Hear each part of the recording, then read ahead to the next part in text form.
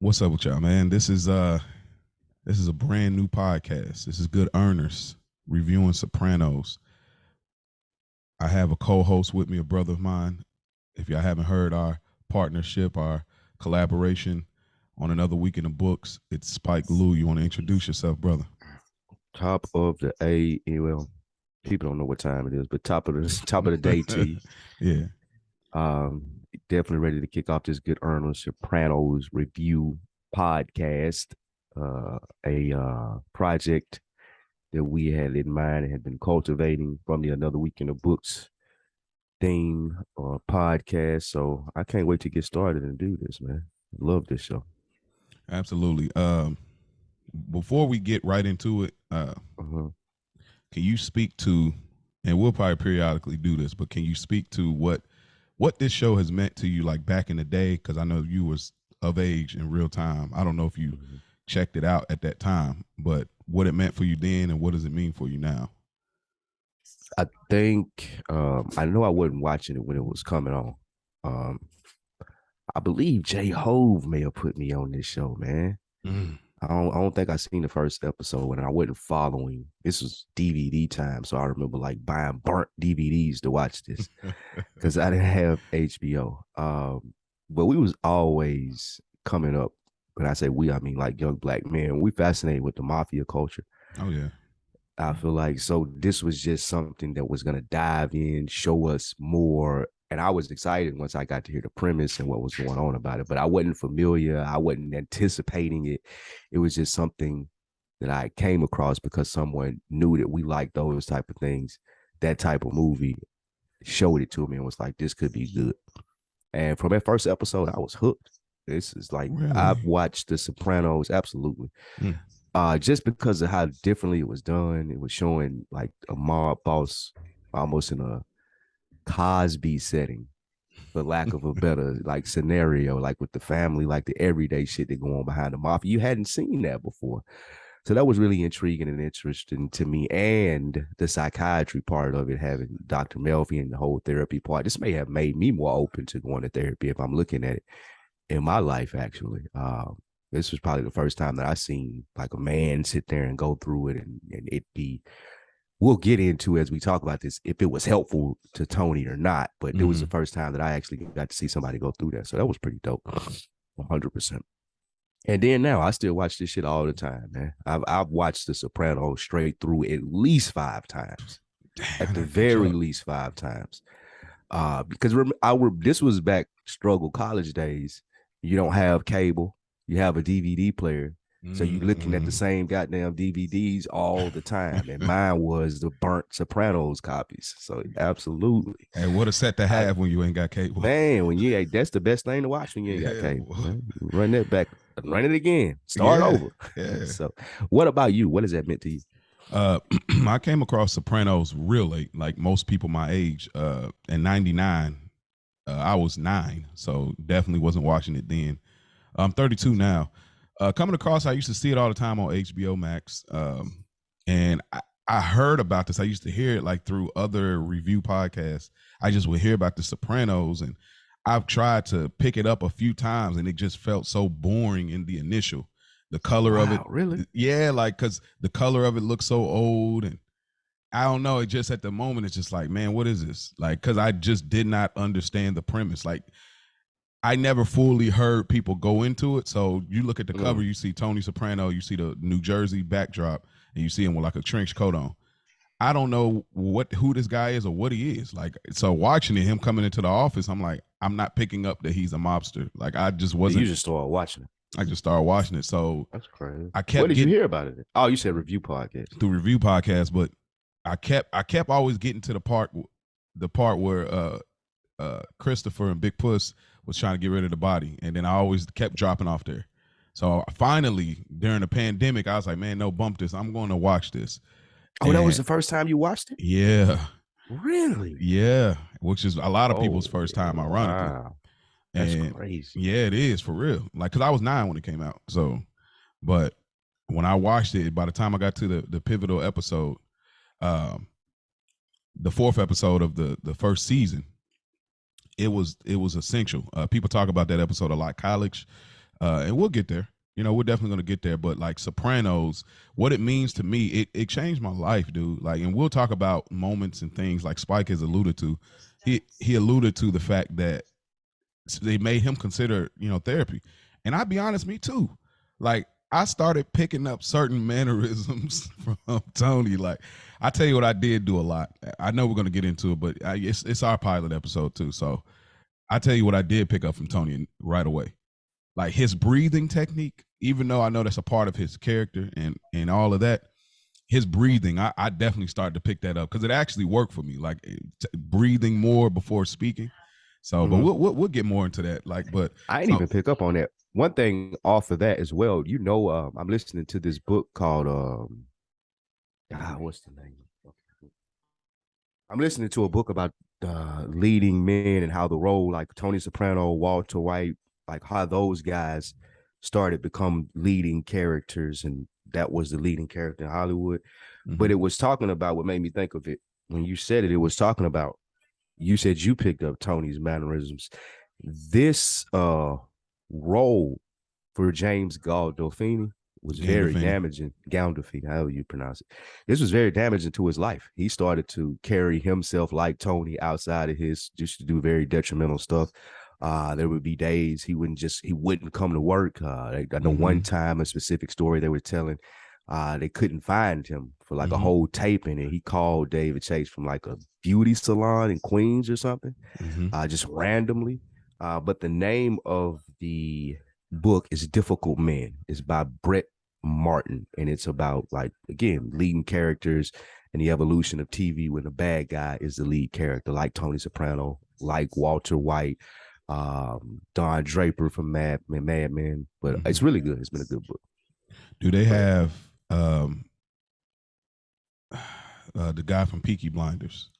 Or maybe this book came out before that. I think this maybe even before that. Okay. I know who you're talking about, though. Yeah, he's a really good. I still cut that one off, though. Yeah, I'm like, yeah. I made it to season 2, episode 2, where the lady's son came out of nowhere. Season 2 is like top 5 in their seasons. Really? Yeah, like, because by the time you get to that finale, you're like, yo, like, but we'll get there. This is the Sopranos. This is good earners. This is what we're here to do. And as we get into the first scene of the show, I do want to preface is that the way we're going to do our podcast, and I do want to shout out other podcasts. I know that's not cool to do because people have their ego and they don't want to, give it up to people that have inspired them. So I'm gonna shout out a few podcasts here before I say what the intent of this show is and how it will be framed. So I say shout out to Talking Sopranos. Of course, they were 2 characters, Bobby Bacala and Christopher Moltisanti. Shouts out to them giving the inside scoop and the stories. I listened to that straight through. And at the end, obsessive Sopranos review. They were really detailed about colors and themes and concepts. There's a few more, but those are the 2 the most. Potter Bean, really good. He carried it mostly solo, but he made it fun for me. So those are 3 that I would say. There's some other honorable mentions, but those are the main 3 that impacted me on doing this. Now, what we're going to do here, since we got plenty of Soprano podcasts, one, we're giving y'all the Black perspective. Like, that's a clear indication. I can look at the cover and see that. So we haven't really seen a Black podcast leads talk about a show with Italian mobsters. So that's what we're here to do. We're going to give our perspective when we see Black characters, but we're just going to give our perspective over the show. And this show is not about the outside resources or information that we found out about scenes, but it's more so we're going to live in the world of New Jersey as Tony Soprano, the mobster boss. We're only going to break this down from how it is in the show as if it was real life. We're not going to bring in like this person came in, this part. We're going to actually deal with it from the actual scenarios of the Sopranos. So with that being said, we hop right in. We in scene 1, Dr. Melfi's office. Tony is sitting there patiently, and I love it, sitting there so quietly and peaceful. He's looking at this turquoise statue in between the legs, and he's staring at it really weird. Spike, do you think Tony has a thing for art? Like, that's a good question. I don't think that he knows there's something there. Because that's, like you said, not the first time, but I think that he's trying to figure out like meanings behind things.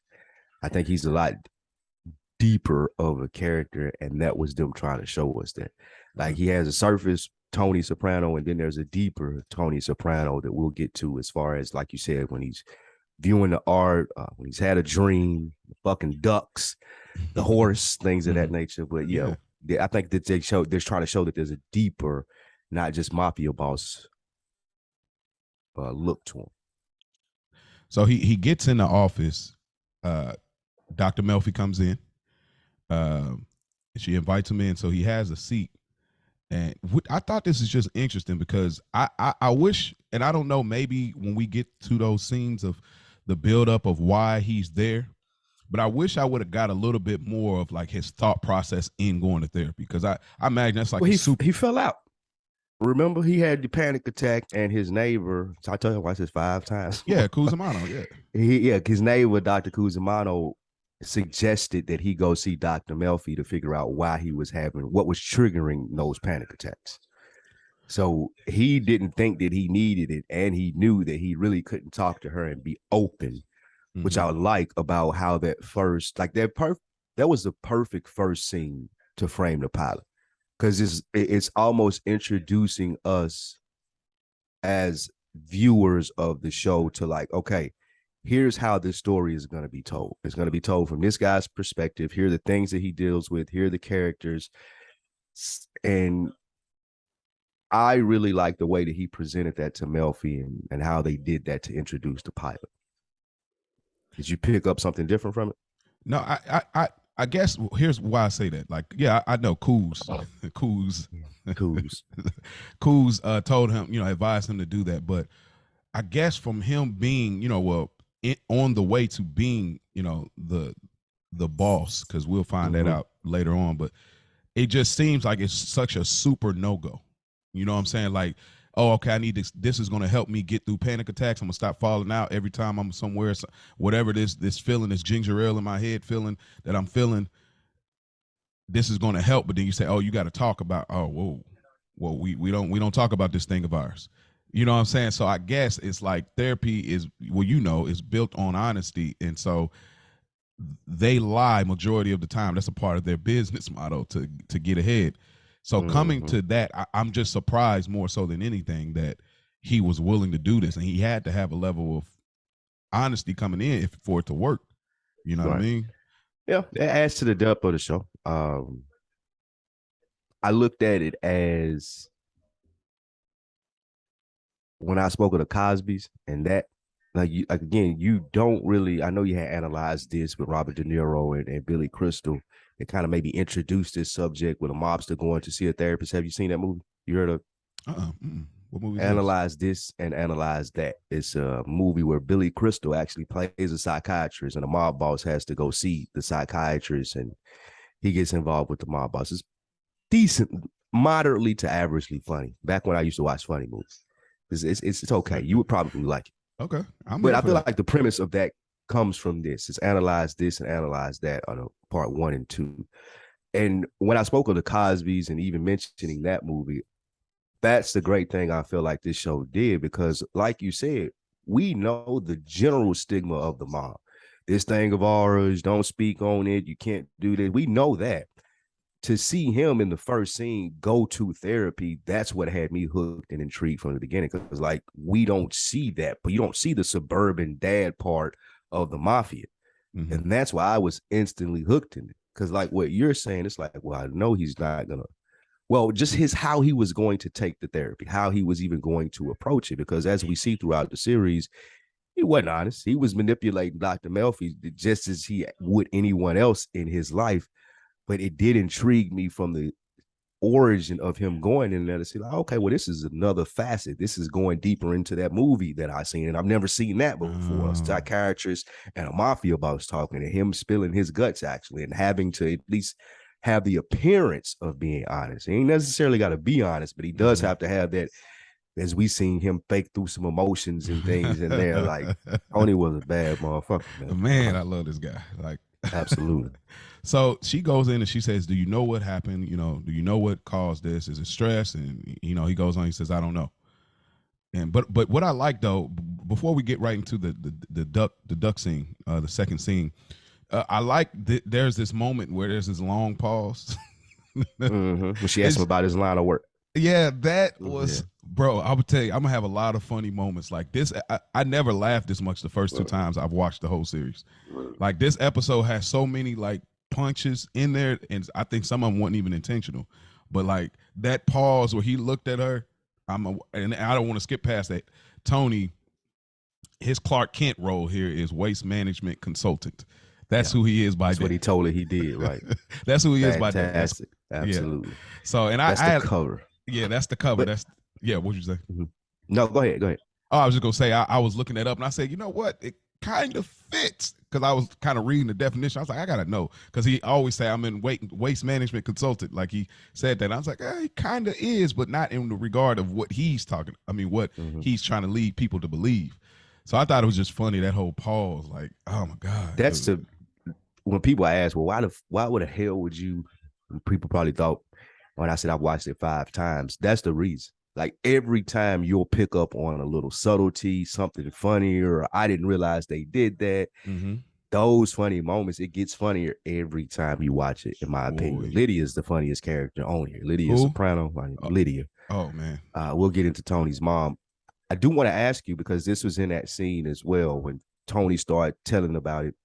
Did you pick up on the line that's essentially his thought process of the series and what the series is around?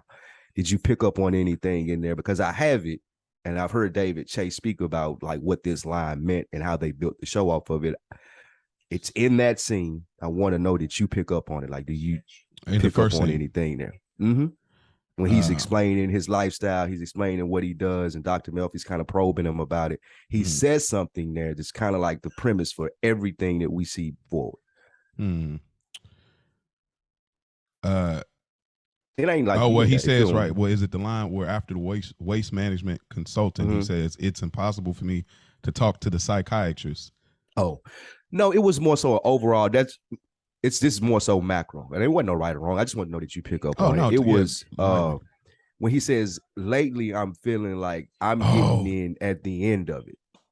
That's the premise of the whole show. That's his attitude. That's essentially the reason that he's in psychiatrist, because every time he speak of Chrissy's dad, Dickie Moltisanti, every time he speaks of his dad, it was like the glory years, the wonder years. Yeah.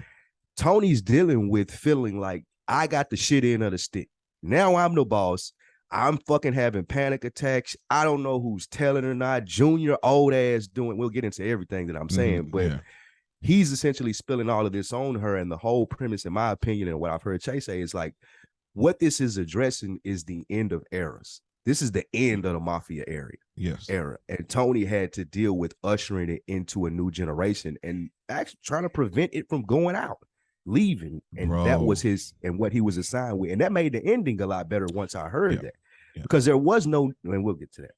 But look, Spike cooking over here, boy. Yeah, but lately I'm getting to feeling like I came in at the end of the thing. You'll hear Junior say that to Lydia as well.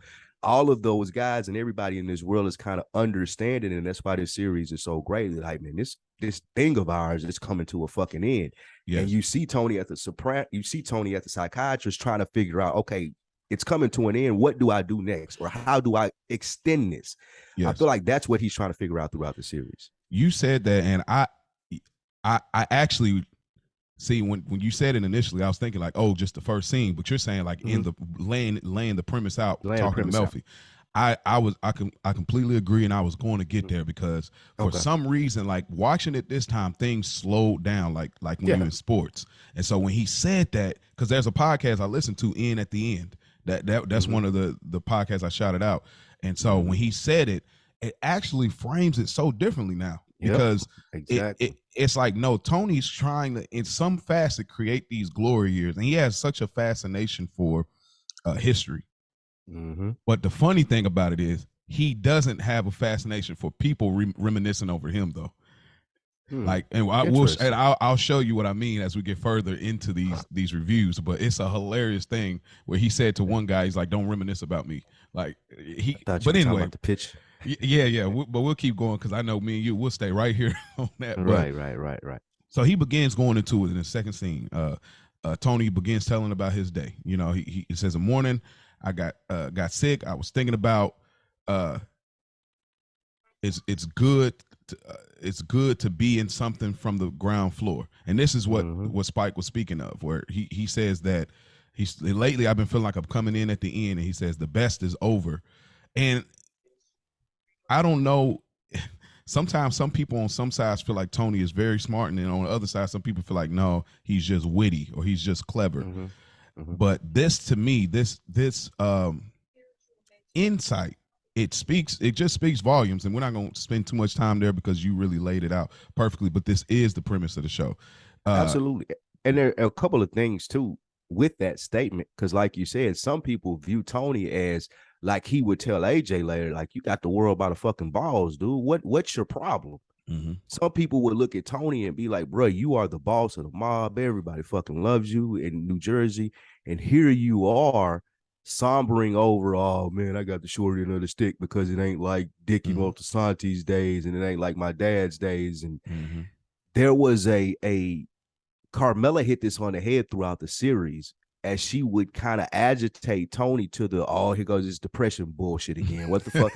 she almost says that to him in this episode, like, bro, like, what do you have to be depressed about? You fucking, you got a side bitch, you got all the money that you want, like all of this stuff that she kind of lays out for him, and he's still in this, oh, woe is me attitude. Like, I think that's laid out greatly throughout the series. And another thing that like drew me in, like, this all is happening very early. Like, we're talking about the first couple of scenes, and you're looking at all of these complexities, like, oh shit, I've never seen this presented in this manner before, which is why I was hooked to be here. And I think that it speaks volumes too, that like there's this thing that we just do as human beings where the journey is more fun than the arrival.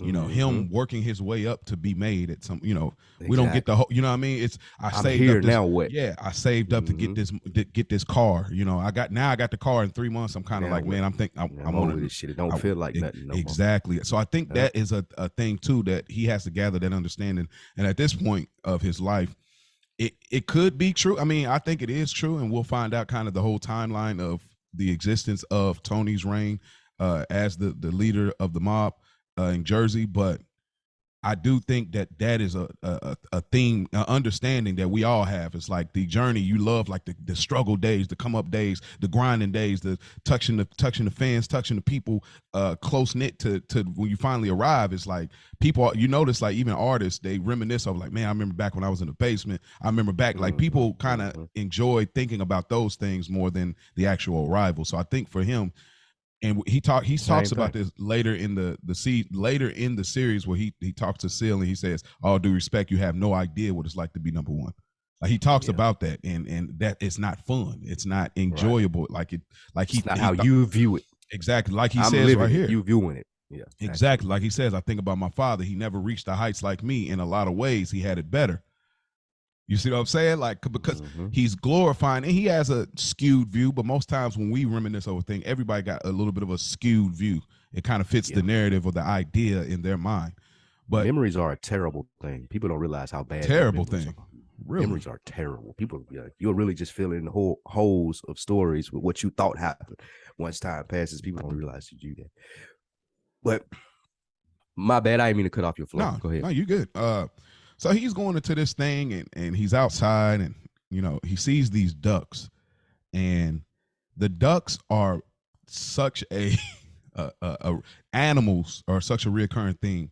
By the way, if y'all like first time Soprano watchers, I'm gonna tell y'all straight up, it's gonna be spoilers. So just know that coming in. I don't have no places to align where the spoilers are, but we will do our best to not give the whole thing away. But we will speak on future events as it ties back into the early events. But the ducks here, and I did want to ask you that too, Spike. It's like, even though we know Melfi revealed, what I was gonna say, what we can try is to avoid the spoilers at the beginning and then at the end, because I've heard other podcasts do this. We can try and circle back and maybe address something with spoilers and give people a disclaimer. Because I know as a listener, for me, it works well that way. Okay. I know we didn't format that and say it, and we cut this part out. But what Yeah. we can try is to avoid the spoilers for the first time watch, because, like you said, I didn't realize people were just not picking up on this. Oh That's yeah. just my arrogance. Do you? But I think if we do the show and then at the end want to address any spoilers or anything that may happen in the future and tell people, hey, that you can cut it off now if you don't want such spoil, because we're about to get into some different stuff Okay. moving forward, or even if we redo this pilot Yeah. and want to do it. But I would just not think it'd be a good idea. But go ahead. Oh, I like that. And yeah, I will chop it. That way is when you can, and when we writing out the notes and we putting it on there, it's like boom, you see at this mark is when we start spoiling the show. So if you want to get out of here, get out. Yeah. And I was gonna say, I think long as we don't reveal deaths, because like I'm kind of okay with the jumping ahead as far as phrasing or conversations. I think the way we were doing it, like even if we say like when he had his encounter with Painting Phil, the picture. yeah, but it's like, but people like I don't know who Phil is yet. You know what I mean? That's few seasons out. I think that's fine. I think just revealing deaths, I think for me, I think that's the part I'm like, I really like that's not spoil, like necessarily the reactionary part of like how it made them feel. But I think like certain conversations, because we're trying to really Get into just the trying, world and psychology yeah, behind psychology and framing it. So I agree with you. If we do, if we get to the point where we like, if this is our normal record time, we X out a nice space to be able to have spoilers at the end, then we can do that. But if it's like, okay, we in a tight squeeze, we want to get through the show, then we won't Cool. worry about the spoiler section of it. But yeah, so that's something to consider. And Cool. we'll come back in here. Spike, I wanted to ask, we know later on that Melfi reveals what it is about Tony and people like Tony, why they have such a fascination with animals. But taking that out of the picture, Mhm. you personally just, and I maybe you can or can't separate that, but do you think it's something else with Tony and ducks and animals, but ducks specifically in the family of ducks in this moment? But even though they addressed it in here, this used to bother me so much watching, because I'm not really an animal person. I have a dog now, and I never thought I would even get a dog. Wow. The dog is cool. It's cool. But I've never been an animal person. So this was one of the small things that really irritated me Really? about this. Yeah, because I didn't get it. I didn't give a fuck or know why he was attracted to that animal. Those like I did not care. I didn't think that the ducks had shit to do with it, but it does get to the point, like those type of personalities and what animals mean and why they're so sensitive about it.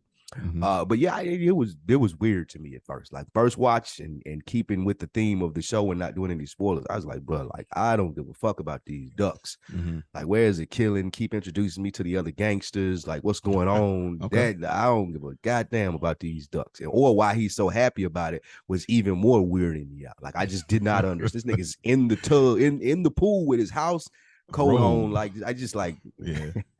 Nah, like, bro, yeah. you're doing too much for the ducks. Yeah. So that's how I was at first. Did you look at it differently, or did you feel a connection with the ducks immediately? I mean, the initial, I was like, man, this is so cheesy. What is this? Like, I was Yes, just, that's what it was. Cheesy because for me. it just felt weird. It's like it kind of felt wonky. I was like, man, this dude, like, he seemed like a serious dude that he's in here like smiling, and y'all know the famous Tony Soprano smile is hilarious. Like when he does that little, kind of goofball smile. But now I think it goes back to the theme of he's glorifying and kind of reminiscent on a idea of things to be different. He goes later in this conversation things should be. how things should be, and I can actually relate to that, bro. Because before we moved to Florida, when we lived in Indy, we used to walk on the trail all the time, and being amongst nature, watching people walk their dogs, I would glorify a concept of a different world, or like a more innocent way of life being, without murders, without robbing, and I would just utilize just seeing people walking around, living their life, walking their dog or going for a jog or whatever. Like I just would imagine a world like that. And it really was like, that's not really the world you live in, but I would think in that way. It just represented a certain level of innocence and a better day or better light. And I feel like in a way, Tony looks like that. And, we know later he has a thing with horses as well. But I just think that when he sees these ducks in a pool, there's an excitement to it. And maybe it could show that, like, if things were different, I would be a whole different type of person. Maybe I would just be Anthony Soprano. You know what I mean? I read it in the sense of like it's the egotistical, narcissistic thing. Like these things need me. I have to be there to feed them. I have to provide them somewhere to live. I have to like make sure that they're good and fly out for the winter. Even with Pyomai and the cat, even later, like that Mm-hmm. we'll talk about. Like there's a lot of times when he like it's like, oh, the poor animal. I know that there's a couple of scenes actually, and just I feel like it adds into his narcissistic personality or his ego-driven personality that these little helpless things have to have Tony Soprano in their life to make sure that they're okay. That's Yeah, how I read it after a couple of views. I like that. We can. I think I'm gonna go with what you said too. I think that's great, and I think he talks about, and we're gonna get to that point of self-esteem. You know what I'm saying? So I think, yeah, I think you're absolutely From the right there. from the Ducks to we're introduced, he starts telling Melfi about his family. We pick up on Carmela, Meadow, AJ. When I got from that scene and rewatching it, like there seemed to be, and they were alluding to some slight unrest in the family. You could tell there was some tension. Mm-hmm. It even like before we even see Lydia, we see Carmela and she's him with those ducks. And it when we did see Lydia, it instantly reminded me of like those two. I was like, man, they seem like they're similar. And just the picture that they painted about the Italian woman. Mm-hmm. What did you get from the introduction of the family? Did you see any unrest? Did it just seem like a normal suburban family to you? Anything stick out about AJ, Meadow, the friend that was there? How did that scene run for you? Uh, Honestly, it fits that framing of the suburban family. It didn't nothing, and I don't mean stood out as far this show. Everything stands out, but Yeah. in regards of just observing from Tony's life, to me, it just seemed like it's the balance to his life. You got the teenage girl and the mom getting into it because these things really happen. You know, you got the little chubby little kid. You know, he just wandering around. AJ, and then Meadow's friend, and Meadow wants to go on this ski trip and vacation with a friend, and she wants to do these things, and the mom and her just constantly going back. So it fits this regular suburban life. He comes in there, he gives her a kiss, and I like this. The minute they came in, I see this whole thing. He's in there with the shirt off, kiss the boy in the head, AJ in his head. And I loved it right away. He's in his own world. He's reading this book about ducks. I just loved it like all the way because he goes from the office to telling this story, and I'm like, man, he's living pretty good. Like this seems like a pretty good setup here. So for me, nothing stood out at that moment other than they're laying the foundation. Here is my family. Okay. They get on my nerves, but what family doesn't get on your nerves sometimes? You know what I'm saying? Just normal life. Got it. Yeah. Okay. So he goes a little further. They pan back to Melfi, and we get into our third scene. This is another funny moment. The introduction of Christopher Moltisanti. The heir apparent. The heir, Christopher Moltisanti. So he says, I drove to work with my nephew. And, we know this scene, he comes in, he has a hat on. That hat is very significant to a later concept. But this is the very first viewing and slide of Christopher. And so this man, Christopher, man, he is so entitled, bro. He probably reminds some people of millennials or Gen Zers. Like, even though this is in the 90s, he probably reminds people of that because what he says, did you call Triborough Towers about the hauling contract? Nigga said my stomach was hurt. He said, I got home late. I didn't want to. This man said, I got home late. I didn't want to wake the man up. He said, okay. Well, did you get up early and call? Yeah, my stomach was hurt. Bro, I'm like, this guy. He said, but he spends $60,000 on a Lexus. On a new Lexus. Chris, man. Oh my gosh, bro. And I think, and I'm gonna watch really closely, kind of get the idea. Like before, Tony really got more into like, having a close knit. I'm gonna run everything through you as my heir, my number two. Later on, we see. I'm very anxious to see how that buildup is. Even he says this is my nephew and this is the relationship, and so I'm very interested to see that. But this scene like is gold, bro.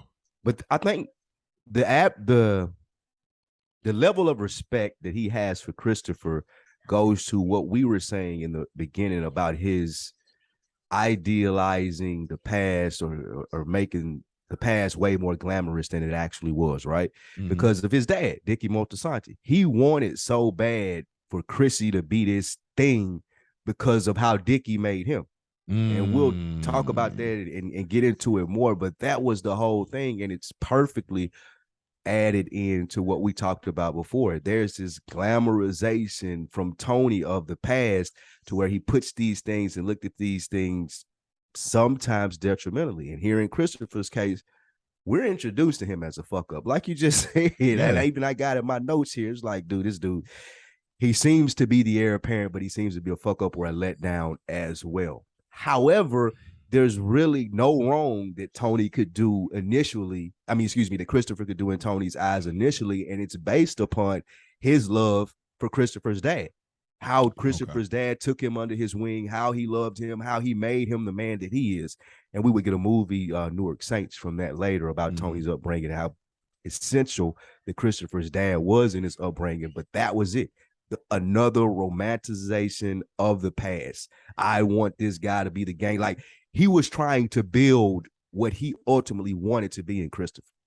You got Dickie's bloodline. You got me coaching you. You should be the fucking dude. Like, you are the next generation of this.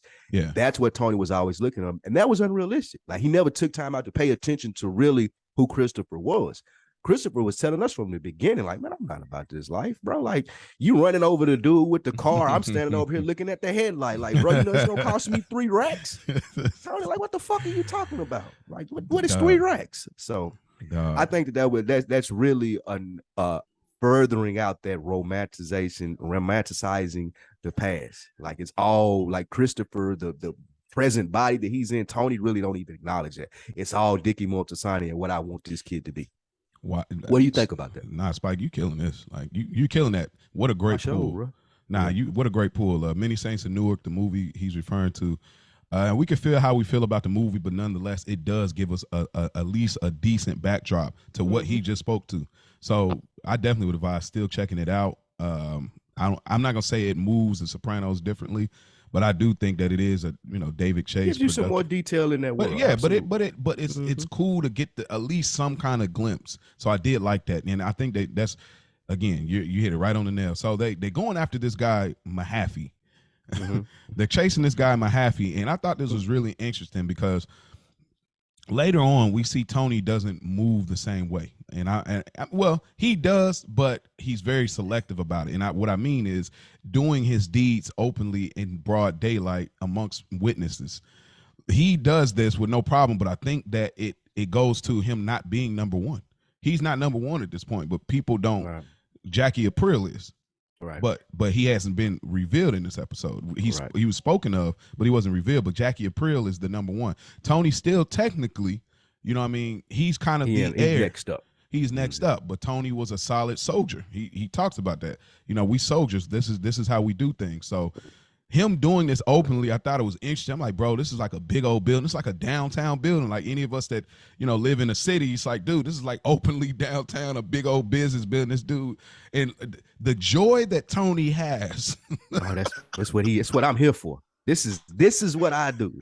I'm glad I'm getting to do this. I don't really even get to do this no more. The Tony smile, bro. That Tony smile. That's why he was so disgusted at Christopher. Like, bro, what the fuck are you doing? What are you? This is what we do. This is what we do. Like, so he gets Mahaffey, and he is dude with. But here's the thing, Mahaffey, he got a lick off on Chris. He actually got a lick off on Chris. I didn't even peep that. To be honest. He got a lick off on Chris. He got hit. He kneed him in the stomach. I'm like, oh my god.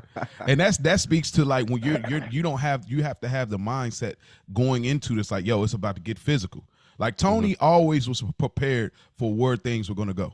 You didn't catch Tony off guard too much. We see a lot of different scenes. Even when he was caught off guard later with Bobby Bacala, he snaps right into picture right away. And I'm not spoiling that part, but if you've seen it, you know what I'm saying. But if you haven't, you'll get there. But like, Tony is never caught off guard, like in regards to this lifestyle. So, but Tony catches the dude, starts whooping the dude. I guess bone popped out of his leg, which they kind of show you a little bit. I'm like, dang, they did Mahaffey crazy. But are you familiar with HMOs? I'm not that familiar with HMOs. Like, it sounds like a medical. Yeah, it's like a medical thing. Like the scam that they ran, it made sense. Like It's like I don't know the distinct. No, to be honest, no. But I Okay. do know what it is and how they were running the scheme because people do that in real life. Mm-hmm. But no, I'm not familiar with it. You get a doctor to sign off on you, run fake stuff like people got Yeah. caught doing that. So My yeah. question, go ahead. Mm-hmm. No, go ahead. About that scene, I love the way, and we'll see this run throughout too. It's another theme here. I like how Dr. Melfi stops and like, whoa, Yes. before you get into all of that, I want Yes. some clear lines of separation here. Yes. I'm not like you, Yes. even though my last name is Italian. Like, do Mm-hmm. not come in here to think that what you're about to tell me or the lifestyle that you live is cool. I thought that was a very distinct line being drawn in the sand for that episode and our future encounters with Dr. Melfi to show Mm-hmm. us that, okay, I'm different. Mm-hmm. We may all be Italian. I think this show continuously tries to show us that when they go into Dr. Melfi's personal lives and some of the conversations that she has with some of her colleagues, I think that this was the beginning of that for her, like Mm-hmm. putting her line in the sand, like you're not about to drag me into this lifestyle, regardless of what happens, regardless of how close we become. Mm-hmm. And we see some instances where she could have been drugged into Tony's lifestyle later on. Mm-hmm. Yeah. She puts her foot down right here and is like, this is psychiatrist, you're the patient, do not go too far. And I love that, especially like I said, second, third, fourth watch, you see this is her literally putting her foot in the stand on how this relationship is going to play out forever for the rest of the series. She never budged. Yes. And Tony I think that was respects that. dope. Tony Yeah, respects exactly. That she's the only person that's really actually able to do that to him. Yeah, because like everybody else, he keeps pushing. He pushed her too. Yeah, but he she did. stood her ground throughout. Like everybody else kind of makes their line in the sand, and Tony's like, "Oh fuck that," and he's able to make his way around it. Not with Dr. Melfi. Yes, and I think He's he respects professionalism. He respects stand up people like in different fields. Like, you know, we'll see later he respected a certain congressman. He respects people that, you know, stand up people in their fields in a certain regard. And a guy says later on that we'll get to, one thing about Tony Soprano, you know where you stand with him, you know, so which is speaks big volumes to a person that lies majority of the time. So but going to what Spike was saying, it says Dr. Cusimano, besides being your family physician, is also your next door neighbor. And then she says, see what I'm saying? I was like, yo. And he says, I don't know. And she letting him know I'm not dumb. Yeah, like I'm not dumb. And then he said, we had coffee. And then they pan back to the coffee falling. And so, you know, so everybody's just looking at this. Nobody's calling the police. Tony's getting it off. And he says, I give you your fucking bone, you prick.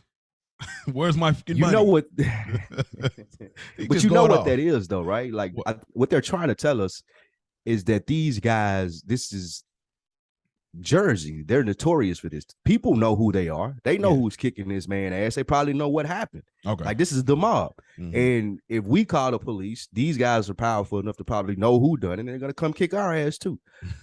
I too, like you was thinking about it in the front. I'm like, man, no, somebody would have definitely called the police. We're thinking about it in today's time, though. Back then, when the mob was running Jersey, they might have been able to get away with this. You know? Yeah, you're right. And I do like, as we move to the next scene, I do like one of the famous phrases, he says, you prick, degenerate fucking gambler. Like, I love that, degenerate gambler. Like, I love hearing that. I've heard it in so many mob movies. Like, I don't know why I like hearing that phrase. He's a degenerate gambler. But we know that some of these guys in Tony's crew are degenerate gamblers. Well, they're not degenerate gamblers, they're just gamblers. But so we move on, and we are really breaking this thing down. So they're having this mob meeting. This is a classic scene. We don't have to spend a lot of time here, but he's having they're laying out and they're having conversations about what's going on. And I think that this guy that they're speaking about later, Chris, is the one that handles this, because now I didn't even think about it at the time, but Chris was sitting aside. He wasn't at the little tiny tea table that they were sitting at. But I can't even say the dude's name, but Czech, I'm just calling him Czech, but I think it's Czechoslovakian, I think, or whatever. But he has some kind of, they were beefing with. Yeah, they were beefing with him about the trash routes. Yes, and so he didn't want to do or pay them for the trash routes as they had been being paid. And Chris is trying to earn his way up in more stripes because, of course, he wants to be a main guy. He's not yet. He's like, okay, I'll take care of it. and Yeah. that's what happens. Yeah, and but most importantly, there we're introduced to the crew, and we're Yes. introduced to the dynamic that Tony plays in the crew. We get to see him in his element. This is Mm-hmm. the first time we meet Pussy. This is the first time we meet Seal, Yes. Paulie, Yeah. everybody. Like you see where Chris is, even his rank. Like Chris ain't even at the table yet. Right. You still sitting back there, like you're not a part of this yet. Just Mm-hmm. my nephew. I think that scene does a great job of introducing everybody and the role that Tony plays in the mob's life. We've seen the role that he played in the family's life when we had that scene. Now we get to see him in action. Yes, and Per se. this his other family, Right. and Chris, as they say in like the movie Donnie Brasco, right now in a way, Chris is a friend of ours, Yes. but when he's made, he will be in this thing of ours. Yes. So, friend of ours, he could still be touched because he's not a made man. However, you can run jobs through him, according to my movie understanding. Mind you, guys, I'm a black man. I don't know anything about the mob life, so don't look at me or Spike as the standard. That's not our experience. We ain't in that like that. Right? We ain't in it, but from the movies. Just from the movies, people. So, but if we sound like we know what we're talking about, it's just based off of entertainment. So, but Seal comes through as we keep it moving. Seal comes through and he just says, "Hey, your friend Artie Bucco." What a way to go into it. We're gonna get introduced to one of Tony's friends, which will still be considered family, but in a whole nother aspect. So he got his actual family, Carmela, AJ Meadow. Then he has his mob family, Big Puss, Seal, Paulie, and Chris. And then we have a whole different person that's not his blood and not a part of the mob. We introduced Artie Bucco. Seal comes and says, "Hey, your friend civilians. Civilians. The civilians. Exactly. Yeah, so I guess Melfi would kind of be in that same pocket, but without the history. Yeah, civilian. Right, civilian. So he tells him like, "Hey, your uncle is tripping over something. He's trying to whack Pussy Malanga. Now Pussy Malanga, I got confused about this for a while. Mm-hmm. There's two different ones, right? Yes. Big pussy and little pussy. So, but okay, never mind. We never really see little pussy. Okay, that's never why. really show us little pussy. The premise and the idea of this, the Pussy Malanga story, the Artie Bucco bringing him in, one is to introduce civilians, to bring into the world. Okay, you got his family, like you said, it was a great breakdown. We got the mob family. There's also a third facet in this show of civilians, regular, everyday people that don't know anything about this, but we still get to see how their lives are affected by what Tony's doing, even though they removed from it. They ain't got shit to do with it, supposedly. It's just the shrapnel of what Tony does and how it flies back and hits them in the face. This was the introduction of that, and it was great. And the introduction of it was, okay, you're a homeboy. This pain in your ass for the rest of the 6 series is about to try and kill someone at his spot, ruin his livelihood. Yeah. And the pain in his ass is Uncle Junior. And what an introduction to Uncle Junior as well. Yeah. This dynamic consistently defiant, always a pain in Tony's ass, never really bought into Tony, doesn't really see him. He's really the only person in this world. Him and Lydia, the older two people in this world. Yes. They're the only two people in this world that have no respect or admiration for Tony's accomplishments. To us, you're still that little fat boy that we grew up around. And that's a beautiful dynamic of their relationship, especially with all of the respect that everyone else shows Tony. Junior never shows. No. And I think that's a really good dynamic. And to wrap the scene up in a bow, again, Seal approaches Tony, lets him know, hey, what Junior is thinking about doing is whacking somebody in your friend who's a civilian, Artie's restaurant. The backlash of that is we're going to ruin Artie's life because no one will go to the restaurant. It will not be safe anymore, and he'll lose essentially his business. So now Tony is set with the task of making Junior do this hit somewhere else because he doesn't want to ruin his friend's life. Yeah, and I love this, because Tony, he's a mobster. He has love. Like, when you get to the end of the series, some people believe that he may have never loved. The whole time he was lying, the whole time he was a psychopath or he was something else. But I always have believed that he had love. Like, it's in his own way had love. And I think a lot of it is due to the lack thereof of how his upbringing was, and we'll get introduced to some of his siblings later to kind of get a bigger picture of Tony's upbringing. But we do understand they walk into Vesuvio's. He's having a conversation with Chris, and like I said, I don't want to bring a whole lot of outside information, but I want to bring this in because I think it fits. So Chris, his hairstyle is different from here versus the other episodes. So the pilot, it was shot in 97, but it didn't get picked up to 99. And so originally Chris's name was going to be Dean Moltisanti, and I feel like his hairstyle fits a Dean. I just brought in this scene. Yeah, because if you look at just this episode, like even when you get to the barbecue scene, how his hair is like slicked back a certain way, like his hair, he don't rock it like that no more in the series. I feel like it's going for that Dean look versus the Christopher. That's fine. Yeah, that's so that's just a little small detail I always thought was interesting once it was revealed to me. But they're sitting down and having this conversation, but the way Tony comes in, again, a certain power. He puts his 2 fingers to the back of Uncle Junior's neck. He said, "Don't move." And he said, "Uncle Junior, how you doing?" So that is funny. It's like, why are you doing that? I mean, maybe that's a mobster joke, but I tell you who really I just took that as a mob joke. It was what were you about to say? I was going to say, Charmaine Bucco. You want to talk about having jokes? Yeah. We'll get there later. Not this episode. Worst characters in this fucking show. Here we go. I hate her. Yeah, she was annoying. she got Carmella beat for sure. But I mean, as far as like certain annoying aspects, like Carmella's needed, but she definitely had she was super annoying. But she was just a nag. It was just a nag. But anyway, so they're having a conversation. And again, I don't want to make this super. I'll add her to that list too. She was another one of the people, Charmaine, who didn't share the admiration that everybody had for Tony. I think Lydia, Junior, and Charmaine. Well, I think because how other people were which it's kind of weird, but how people were introduced to Tony, and then how what he's grew into. People were like, "Nah, you were this." Like for Charmaine, they had a fling back in the day, and that'll be revealed later on. But they had a fling for a moment or whatever. So, as according to her, it was just like we went to high school together. Like I knew you from high school with Carmella, me, you.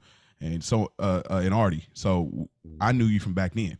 Uncle Junior's like, man, I used to take you to your football games, baseball. Olivia, I was raising you and I was raising my other kids and stuff like that. And so I think that people that had a perspective prior to him being this boss, this stand-up mob boss, they still hold him there, which happens today. Like Spike, you could become successful. And some people will always be like, I remember when you was around with the gold grills, or I remember Maurice, I remember when you was, out here hooping with the red do-rag, like, or whatnot. Like some people will just always hold you to where they want to remember. What they know you from, because it makes them feel better about themselves. Yeah, it makes them feel better about themselves. I haven't grown, so this person couldn't have grown as much either. Regardless of what I see, you're still that person because it makes them, again, feel better about themselves. I agree. Yeah, so I definitely agree. So go ahead. Yeah, I was just gonna say. So they're just having a conversation on like, what are we going to do? And Tony's having a hard time because he really loves his uncle. Like he loves his uncle. I think partially because how he grew up, but also because that theme, the reminiscent of the good times. But Uncle Junior has an issue with Tony. Uncle Junior used to take him to Yankees games. Is how he explained. Like that's my uncle. Like that's how I love him. That's the genuine love, even beyond this thing of ours that we're both associated with. That's my uncle. I remember him from growing up. I remember him being around, being there, being my dad's right hand man. So there is a love there, even though I introduced and explained it as a constant pain in Tony's ass, but that's because of the love that he has for him. Yes. I can't handle him like I would handle everyone else that disrespects me the way that he may have, because this is my uncle. Yeah. So. In that perspective, we'll see later on, like the love Junior has or doesn't have for Tony versus Tony's love for him, just because Uncle Junior's jaded. He was passed over, and we'll see that theme reoccurring throughout the season, and then you understand kind of where you're coming from. And even if you go back to Many Saints, again, this is one of those pivotal things that makes all the difference in the world. Go back to Many Saints, you'll see Uncle Junior there, and you'll kind of understand the foundation of this character, which they did a great job with his character in that movie. Tony, he goes into it and he talks about his mom, and he goes to visit his mom, and this is where we're introduced to Livia Soprano. Now, let me preface this: I do not like this character at all. She's probably She probably the most hated character in Sopranos history. Yeah, Like when we get to the end of it, like we can compare, but I think it's okay, between her and one other person that we haven't met yet. Those okay. top two. I do though. What She's I appreciate necessary. about this character, necessary, yes. I speaking on like the love that he has for Junior and how he handles situations. I find it interesting, and of course, this is after many watches that you pick up on this. The way that he decides to handle the Junior problem or even trying to approach it is, I'm gonna go talk to my mom, which is that scene that seemed kind of off Mm-hmm. because usually Tony deals with shit the way that he wants to deal with it. Mm-hmm. But it shows the love that he has for Junior, the respect that he has for family, and how things are or should be. Like when we're talking about with the Ducks, he feels like I should be able to go talk to my mom, same generation as Junior, remind her who Artie is. She should pick up on that, know that Junior's doing something wrong, and be able to say something to curtail this. Mm-hmm. That's in an ideal world, right? I bring the CD player to her, music that she loves, try to dance with her. In my mind, like you're talking about with the Ducks, in Tony's mind, it's like, this is going to be perfect. This is the correct answer for this. Because in the world that I exist in, this is how this is supposed to happen.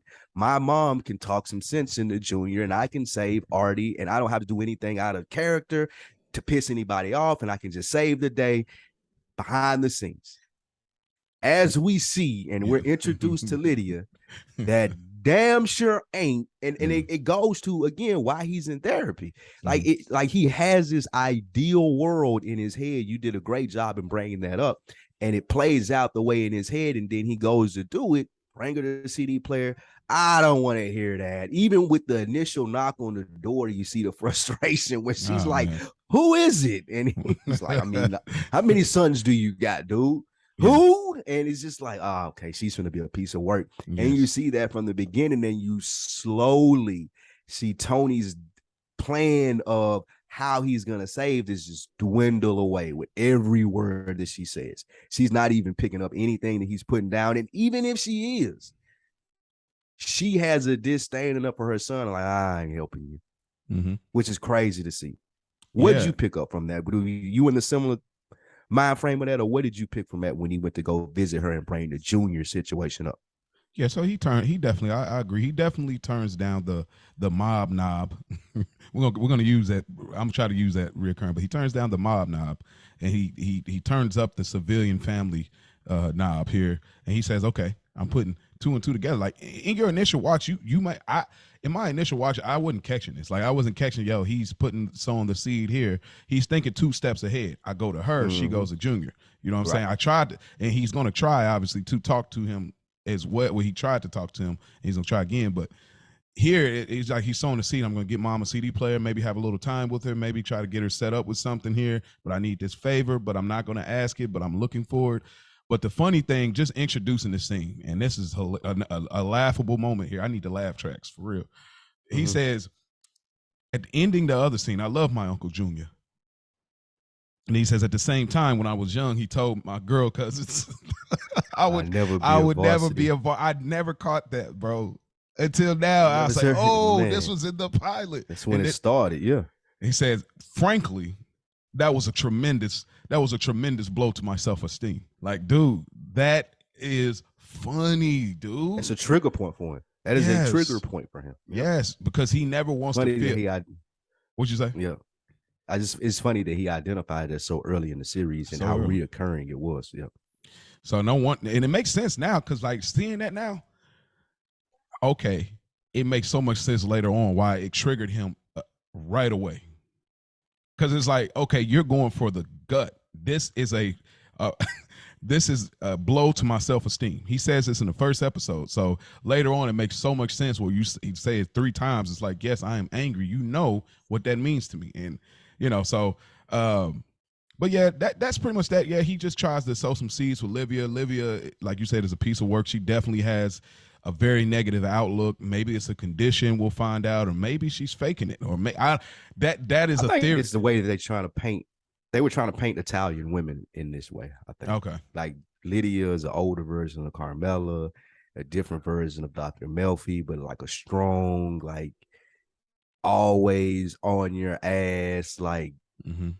I don't want to say nagging because I'm not sure if that's the right word, but I feel like that there was they were trying to tell a story about like how Italian women, because you see this, like if you're familiar with Goodfellas, like his wife was similar Mm-hmm. to that. I just think that that's the tone that they were trying to set there. Okay, I'm glad you provided that backdrop because I didn't look at it like that, but it makes sense because it is like you see a a Charmaine Bucco, you see a Carmela Soprano, you Same, see yep, Olivia same. Soprano, and we'll get a couple of strong other women leads that'll come in, and you get another concept of some of these Italian women in this world, the mafia world.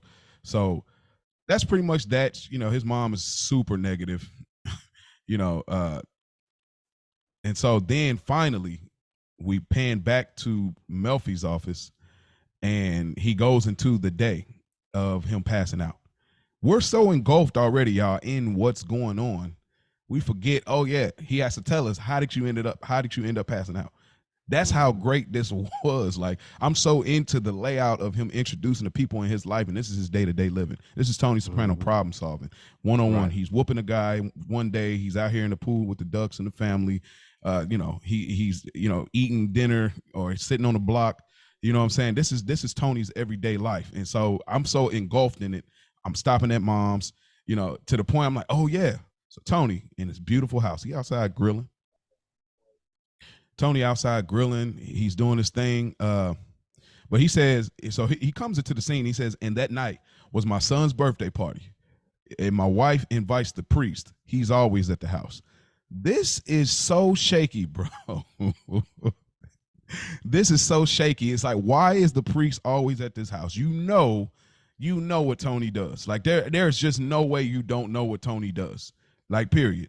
Sure, Tony can disguise it. Tony can finesse it.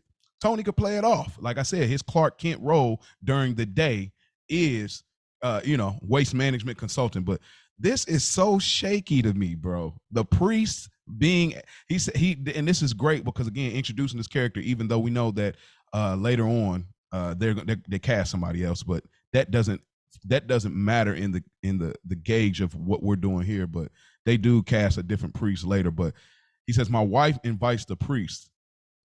This is something that is really a deep seed sown for Carmela and why she does that. But uh, they're having this conversation. Uh, he's getting on the grill, and I love how he painted it. James Gandolfini does a wonderful job here in the acting, but the description. He says that it's like ginger ale in my skull. That almost, like hearing him say that, I almost wanted to grab a can of ginger ale just to taste it, just to try to imagine what, because he does this all the time. Like the look he does when he's about to pass out. Like I don't know what kind of research was done, but when Tony passes out, it's weird because ginger ale is not like, and I know I'm harping on something simple, but ginger ale is not like Sprite. It has a whole kind of different ale taste, I guess, if you may. Like Sprite is super hard and boom, but ginger ale is a little different on the acidity. So to say it's like ginger ale in my skull, it's like I don't even know what that feels like, but that's crazy. And so, I wanted to ask you, Spike, is it a they say it's a panic attack, Mhm. but I thought that, well, I ain't gonna say that. I was about to say like more of a nerve breakdown type of thing, even though they say it's a panic attack. But the question I wanted to ask is, do you think that's why he's ashamed? Because I'm a mobster. I don't panic about nothing. Yeah, what they labeled it as, I think 100% spot on. Like they're labeling it as a panic attack. Well, he views it even as a weakness. Like Okay. he's seen this.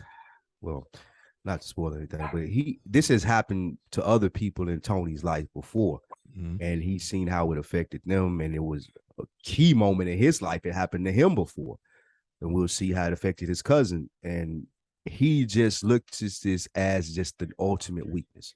Like Mm-hmm. this is one of those what Junior was talking about when he said I didn't have the makings of a varsity athlete. This is one of those things that adds to that. That's how Oh, he's looking at it throughout it. Just like I shouldn't be. I don't even know if it's more so that he's a mobster that he should be feeling this way. I'm Tony Soprano. okay. Like, what the fuck do I have to be having a panic attack and fainting about? Which goes to again how brilliant this series is and like how everybody looks at him. Because like, why would you be having panic attacks? What do Mm-hmm. you have to worry about when everybody thinks that you are the boss and in charge? But it's a great scene here. And for the priest thing, I feel like that was stupid weird too.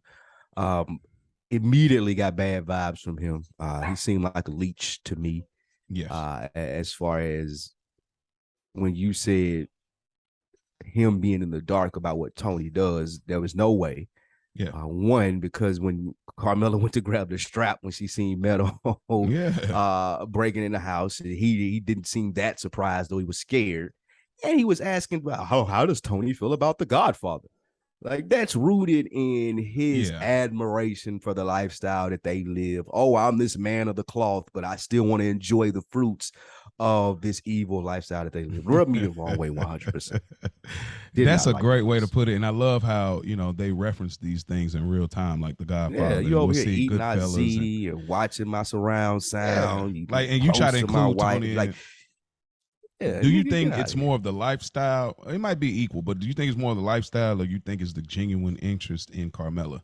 I don't even think he's interested in Carmelo. I think we see that later. And that's kind Oh, of puzzles okay. her too. Yeah, I think we see that in a later episode when is it this episode when he got stuck over there? No, no, I not don't this know. one. No, that was But we episode see that, 4, yeah, we see college. that Yeah. later that he didn't even, yeah, like he has little to no interest in Carmella as from a I, womanly standpoint. I think that he is tied to his clergy or whatever they call it mm-hmm. as far as being a man of the cloth. Yeah. He's really tied to that, but he'll bend the rules for some fun, not going all the way like sleeping with Carmela. But if I could Mm-hmm. have this great baked ziti and enjoy this surround sound and watch The Godfather here and be in this big house, oh, I'll do that. I Oh, ain't really okay. doing nothing wrong, am I? Walking the line, like, oh, but Yeah, okay, yeah, but walking the I line. can't do that though. I ain't do That's that. Yeah, and then exactly. And I'm, that's I'm why Carmelo was fornicating, and so I'm yeah. that's why Carmelo was so confused in the later episodes. Like, oh, you really are just like a leech. Okay, Like you really yeah. just over here trying to live the You life. finessing, like you Yeah, just you you finessing the shit out of everything. You ain't even giving me no benefit from it. exactly. Yeah, that's Yeah. funny. So But so we get to the MRI scene. We don't have to spend a lot of time here, but it. And you said the thing about the panic attack, and we get revealed in a later season, like this is not new for Tony. There was something that occurred in his childhood that refers to that, which is a great reveal later on. So you imagine, like maybe he had this panic thing under control all those years from that point of that traumatic event happening until now. It's like, why is this coming back up now? You know what I mean? So like you said, it being a traumatic blow to his self esteem. it kind of Him. coincides. Yep, and it kind of coincides with his progressions to power. Like Mm-hmm. even the night that we're referring to in his childhood, there was a significant event that made Tony a much more powerful person. Even when he's doing it and he's falling out here, it has to do with a power struggle with Junior. Mm-hmm. It's a lot coinciding with the panic attacks and his ascension to the boss. Mm-hmm. And I feel like how that is affecting his mindset, like how much it is on him. Though he may try to, I am in essence Tony Soprano, but this is bothering me just like it would bother anybody else Mm-hmm. ascending to something that they always wanted to be. Like every time I feel like that these panic attacks pop up, it's within a power struggle or him ascending to power. Okay. Yeah. Because he was. But yeah, yeah. Go ahead. I was just gonna say with the MRI too, the small thing that I got from the scene is how much of an annoyance continuously that Carmela is, and there is a rift there. Like if you weren't clear with the breakfast scene, you can tell from here she knows that he's cheating or doing something she's suspectful of, and she wants to get it all out. And this also points to that how she sees his depression as a crutch. Yeah. Throughout the series, and this is just starting to pull at the threads of that. It's a very early seed of her seeing this all as a sham anyway. Yeah. So. It's very so laughable moment here.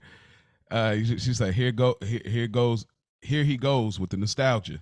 Yeah, See, he is. and then he says no marriage is perfect. Having the Gumar on the side helps. And so she said, I'm not seeing her anymore. What about the priest? Don't even go there. And so this funny, but continues going on. I just want to say a little bit more of this dialogue. So she says, Father is a spiritual mentor. He's making me a better Catholic. He says, well, we all got different needs. He said, well, the difference between us is you're going to hell when you die. Like, she got so mad. And here's the weird thing. Like, these characters in the life of Tony living his life, there's so much lying all the time. And outside resource, I know I said I wouldn't use it, but David Chase said 90% of these characters are lying all the time. It's like 10% when they're actually telling the full truth.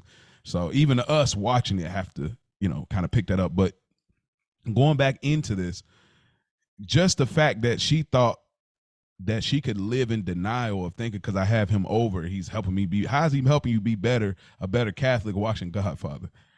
Like, come on, dog. Not to say you can't watch movies, because I'm not saying that you can't watch movies, or even violent movies or movies of that sort. But what has he shown based on in Tony's experience, what it sounds like?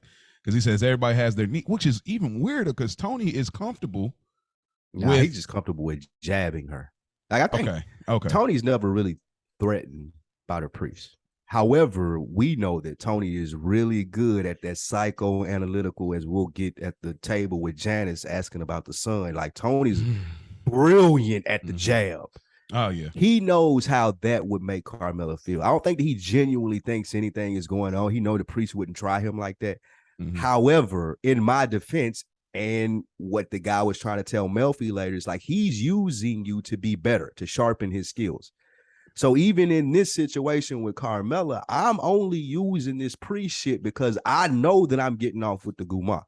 I know damn well nothing better be going on with the priest. I don't even suspect anything is going on, but I am going to use that to get away with my bullshit. Like you said, 90% of these motherfuckers, they lying half the time. And I think that's why it's registering that way with Carmela, because she knows that he knows that nothing fucking gonna happen with this. This dude's terrified of you. However, Tony still uses that, and she has no real recourse. Like, there's no real recourse because, I mean, what can she say? It is an inappropriate relationship, like you're saying. However, y'all, it's not fully over the line like having a guma. It is an inappropriate relationship. Tony realizes that, puts that in his pocket, and like, okay, well, anytime you bring up something inappropriate with me, I'm gonna want to know what's going on here. Though I know it's no real threat. Brilliant. And I think, and I know, Tony likes to keep, enemies or, strangers or anybody close. Dr. Cusimano, he uses all these people to serve as a resource at some point, And I also think that, guys, in the context of the show, I gotta preface this. I have to preface this.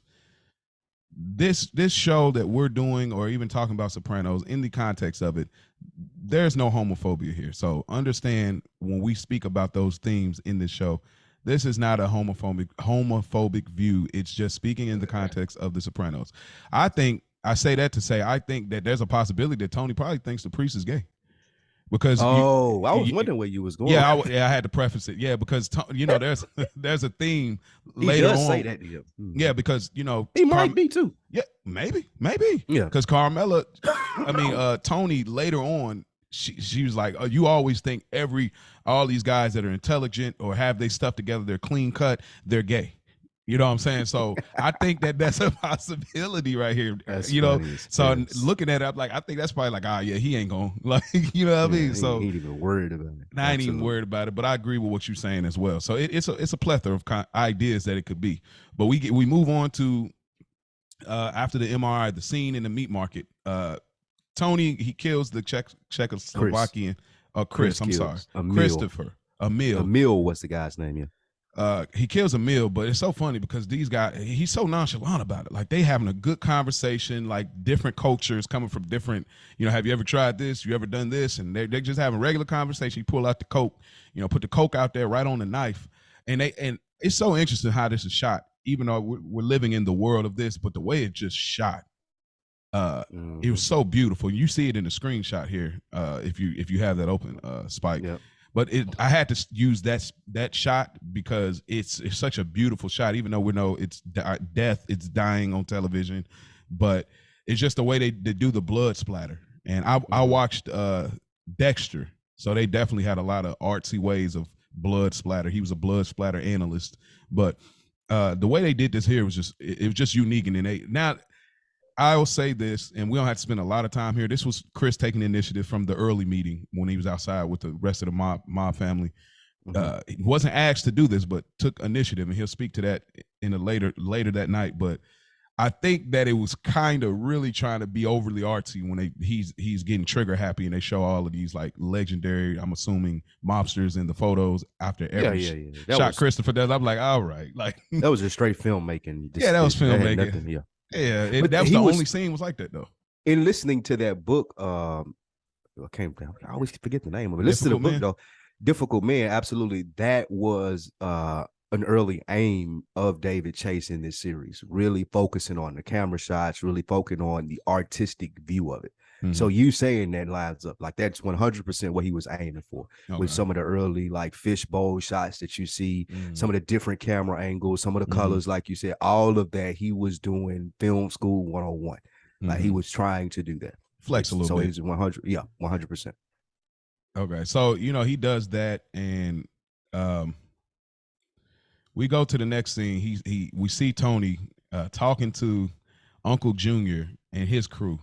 It's funny because it's these old guys. They look like they're about to go play golf. You know what I'm saying? He's talking to them, trying to basically tell them, like, look, don't do it. You know what I'm saying? You see the difference in generations here. Yes. You get the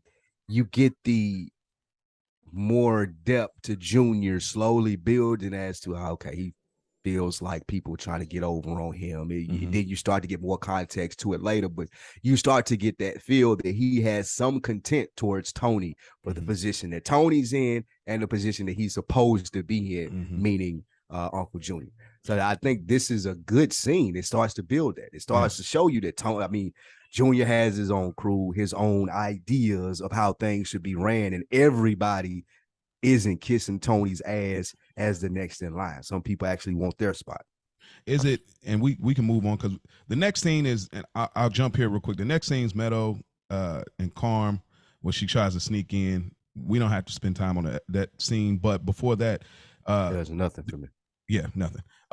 Do you think that it's Junior's rightful place? Because I don't think that we're fully laid out that it's Johnny Soprano, Tony's father, that he was the leader of the mob boss. Did you get that at all? Like, because I'm trying to understand like who would be next in line, because we know at this point Jackie is number one. So, but we know from Many Saints, Dickie Montesanti was like so I guess, I might get online and find the little family chain. There's a thing out there, they say how the breakdown of the family is, but I just was trying to understand, is this really Junior's rightful place? Like, is he really actually being passed over, or what kind of happened there? You know what I'm saying? So, because if it is his rightful place, he got the right to be mad and go about things his own way, but we're seeing this through the lenses of Tony right here. So but yeah, I was just curious to that, like, you know what I mean? Like, so you're wondering, was he rightfully passed over?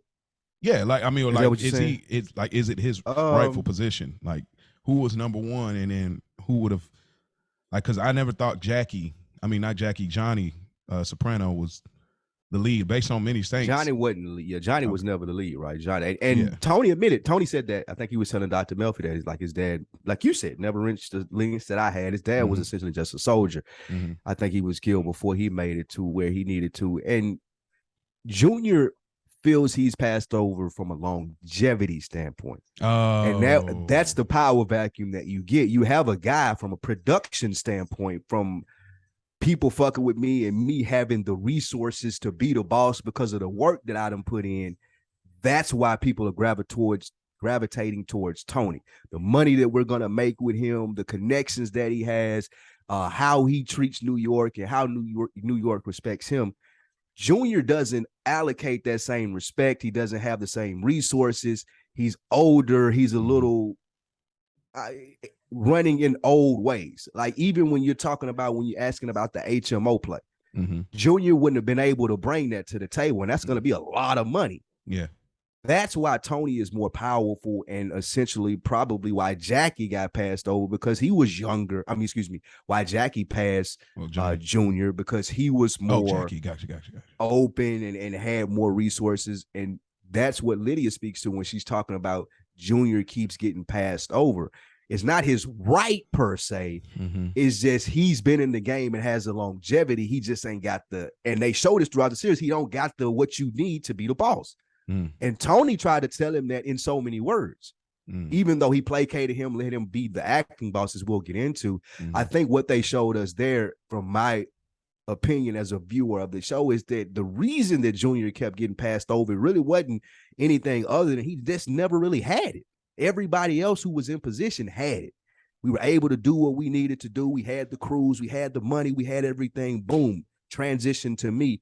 Versus with Junior, everyone would be taking a step back if he was the boss. So you're saying that's he how never I had the makings of a varsity athlete.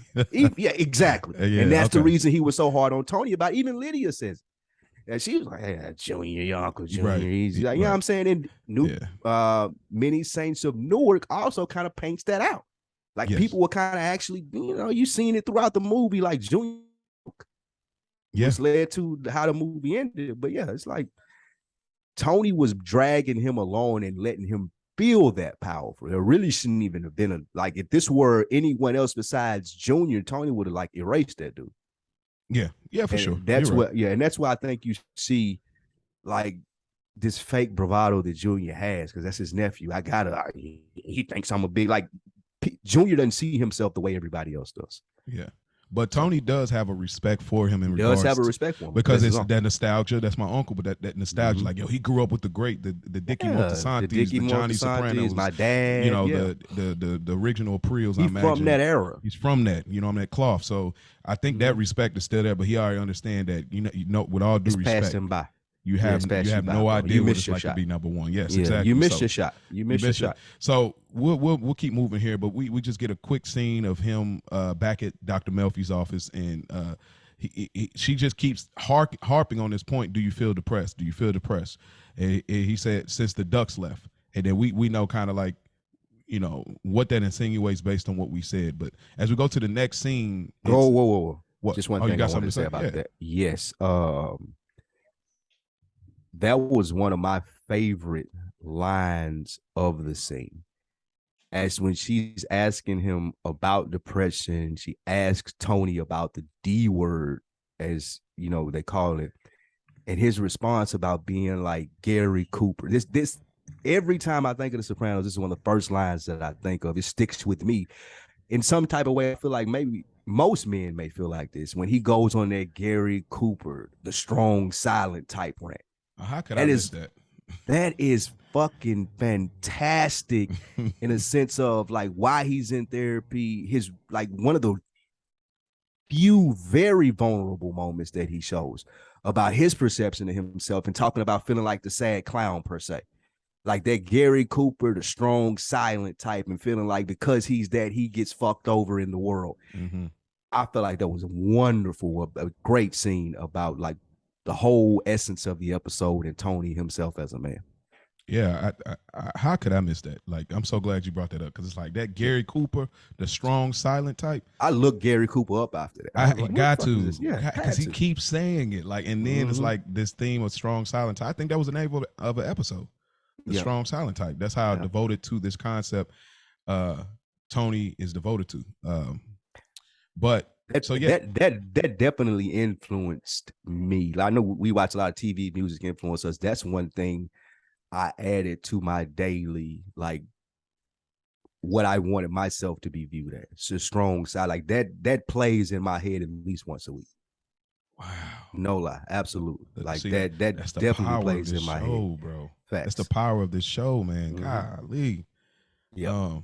But I'm gonna call him Big P, because I'm not gonna continue to keep saying that over and over throughout the show. But Big P, I thought his name was Sal. I think his name is actually Sal, but I'll say Big P for people that are not familiar with his actual real name. But so Big P and Christopher, they move a dead body and they're having this conversation. But Another funny moment. This is why I talk about why Sopranos can't be touched, because there's these unintentional funny moments. This probably was intentional, I imagine, because they're that good. But in the scheme of the show, it's so funny. They get the body out the car, the body that Christopher killed at the meat shop, and they swing in the body. It's no way, bro, that they Like would they were trying to ever. throw it in that thing. I thought the same thing. Like, bro, like y'all didn't even make it halfway up. Like, Halfway, there's no bro. way y'all trying to throw it in that big ass thing. And if you are, like, could you get on top of the car or something? Like, wouldn't that have been a way more Bro. productive way to do that? These are like, I because thought, these are lazy mobsters. Like they but they professionals. They supposed to be professionals.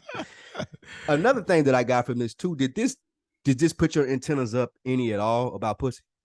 Like, did you think something strange was going on, or you not just at thought all. that Not at it didn't? all. Yeah. Now watching it, First couple I'm watches looking it at didn't, but everything. yeah. Now, like going back and watching it, it does kind of point to that. But like you said, the first couple of times, I was like, nah, you really don't get, you don't think anything different of it. But yeah, But even at this moment, just dealing with it in the actual life of the show, he may have still had the mob. I mean the mob knob turned up here, where I know what else I got going on, but right now I'm finessing, so I'm good. I can kind of keep rolling with these things until yeah, that's what I'm thinking. That's start what I'm applying the talking about. pressure, and Yeah, then I that's what think I'm that's thinking when about. I'm thinking that he was in that situation yeah, right here and was trying to avoid doing something that would have got him more fucked up. yeah. So it's so funny. Like they so he's taking initiative, which was like, this is something like, he's like, you didn't even talk to Tony about this. Like, Right. he didn't tell you to do that. Like, this ain't, you see, you're thinking this is the mob life. You just whack people that get in your way, but there's a little more finesse to that. And I'm gonna keep on saying that phrase because it speaks volumes throughout the show. Tony says it again. All due respect, you have no idea what it's like to be number one. You can't call the shots on your own, Christopher. You're not even a made guy, and you're whacking a guy because you overheard a conversation amongst the made guys. This guy's in the way of our garbage business. He's, Exactly. but there's other ways to do that. Like, they use threats, and we're about to see that as we get further into the show. But yeah, I thought it was funny. They ended up going with an audible and say, "Hey, let's just go ahead and chop them up, and go about our business." So that's what they decided to do. Take the body, put it back in the trunk. They roll out. As we go to the next scene, great scene. I just love how this looks. I love Tony doing regular stuff like that. That's one of my favorite things throughout the show. I love Tony doing regular stuff. That's just me. He's taking it. He take his mom and the family to a retirement. Is that a retirement facility? They a residential retirement facility, and then the other side was a retirement home.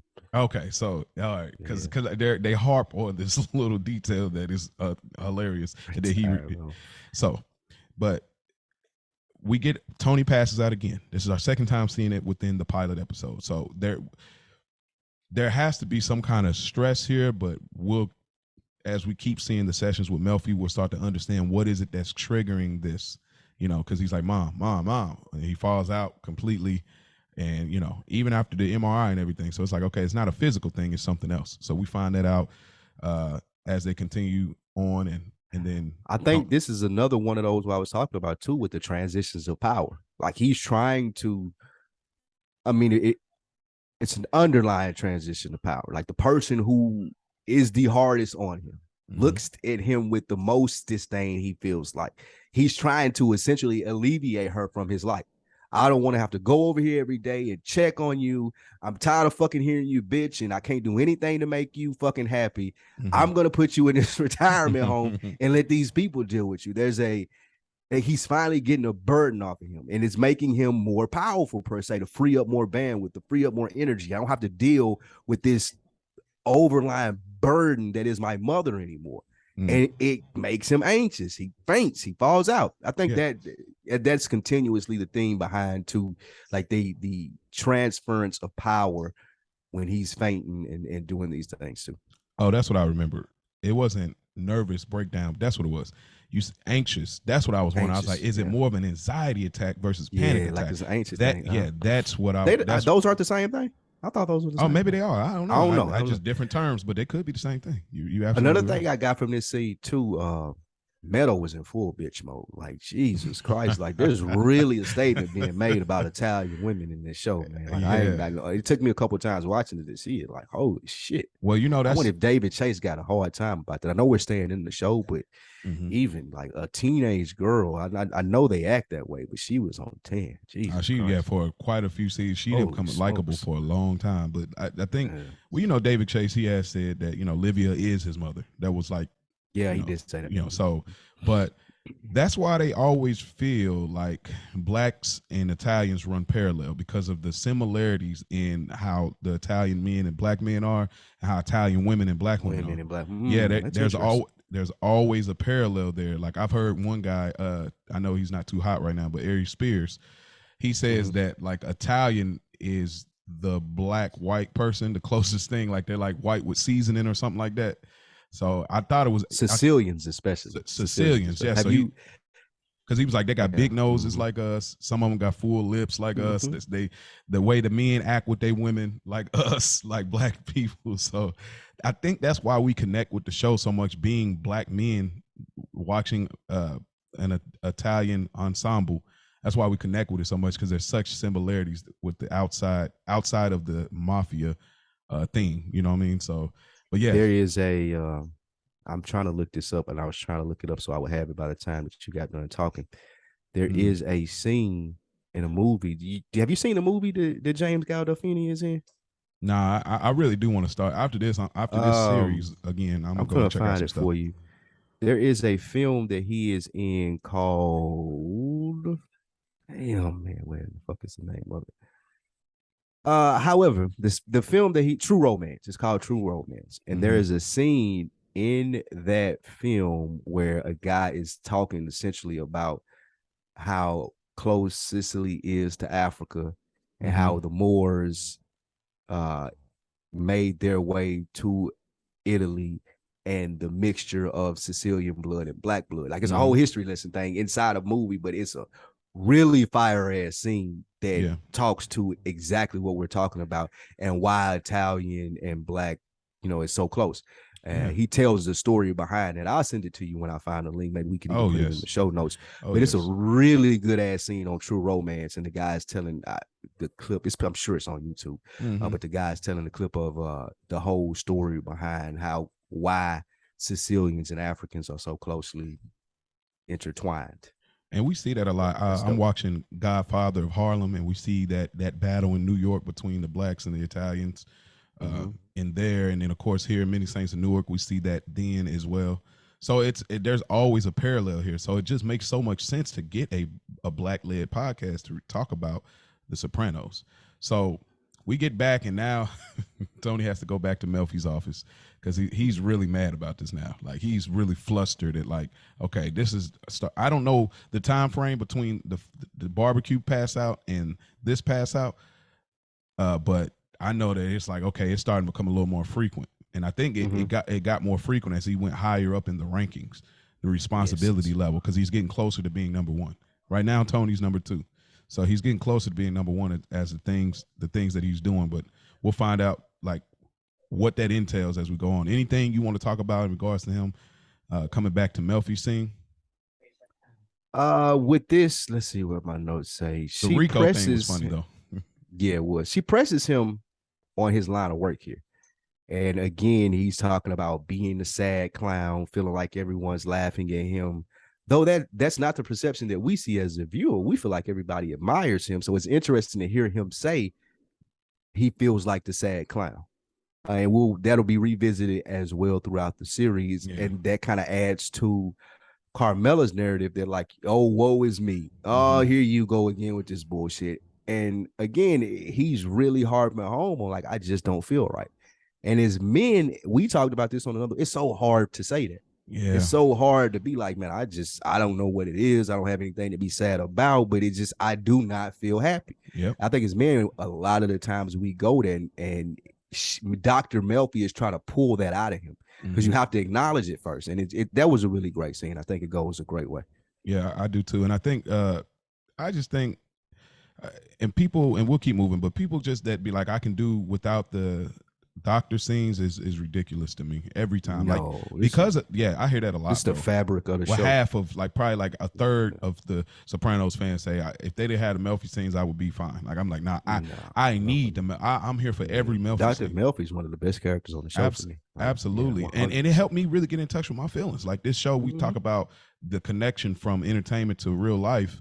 It definitely helped me get more in touch with my feelings because I feel that way sometimes. You know what I'm saying? So as far as like just like why am I not happy? Could I be more happy? Or could I, why is this? Why is that? So we'll kind of move along here. I know we spent a lot of time here, so we'll just continue on. We get introduced to Hesh. Hesh is for me, he's low key one of my favorite. He was always one of my favorites. Really, I hated Hesh. I really like racist Hesh. Bastard. He is racist, but they all racist. He is, man. But I don't know. Hesh but he's a Jew. Just took this. So he had his nose up. Yeah, and this what I was going. This is the only thing that I wanted to point out what I thought was interesting here. Did you watch Boardwalk Empire? No, I didn't. But I know we got our guy in there, Tony. Tony V. Yeah, but what I was referencing there is they showed the dynamic. I'm so sorry, Steve Buscemi. Yeah, Steve Buscemi. Even the dynamic of this where you get this whole Jewish lawyer thing. The dynamic of Jewish counsel to the Italian mob. It goes all the way back to Boardwalk Empire times when you're talking about like the 1930s or whatnot. Even here, still to this day. And again, that's where you get that cliche of the Jewish mobster. They rely heavily in this organized crime on people like Hesh.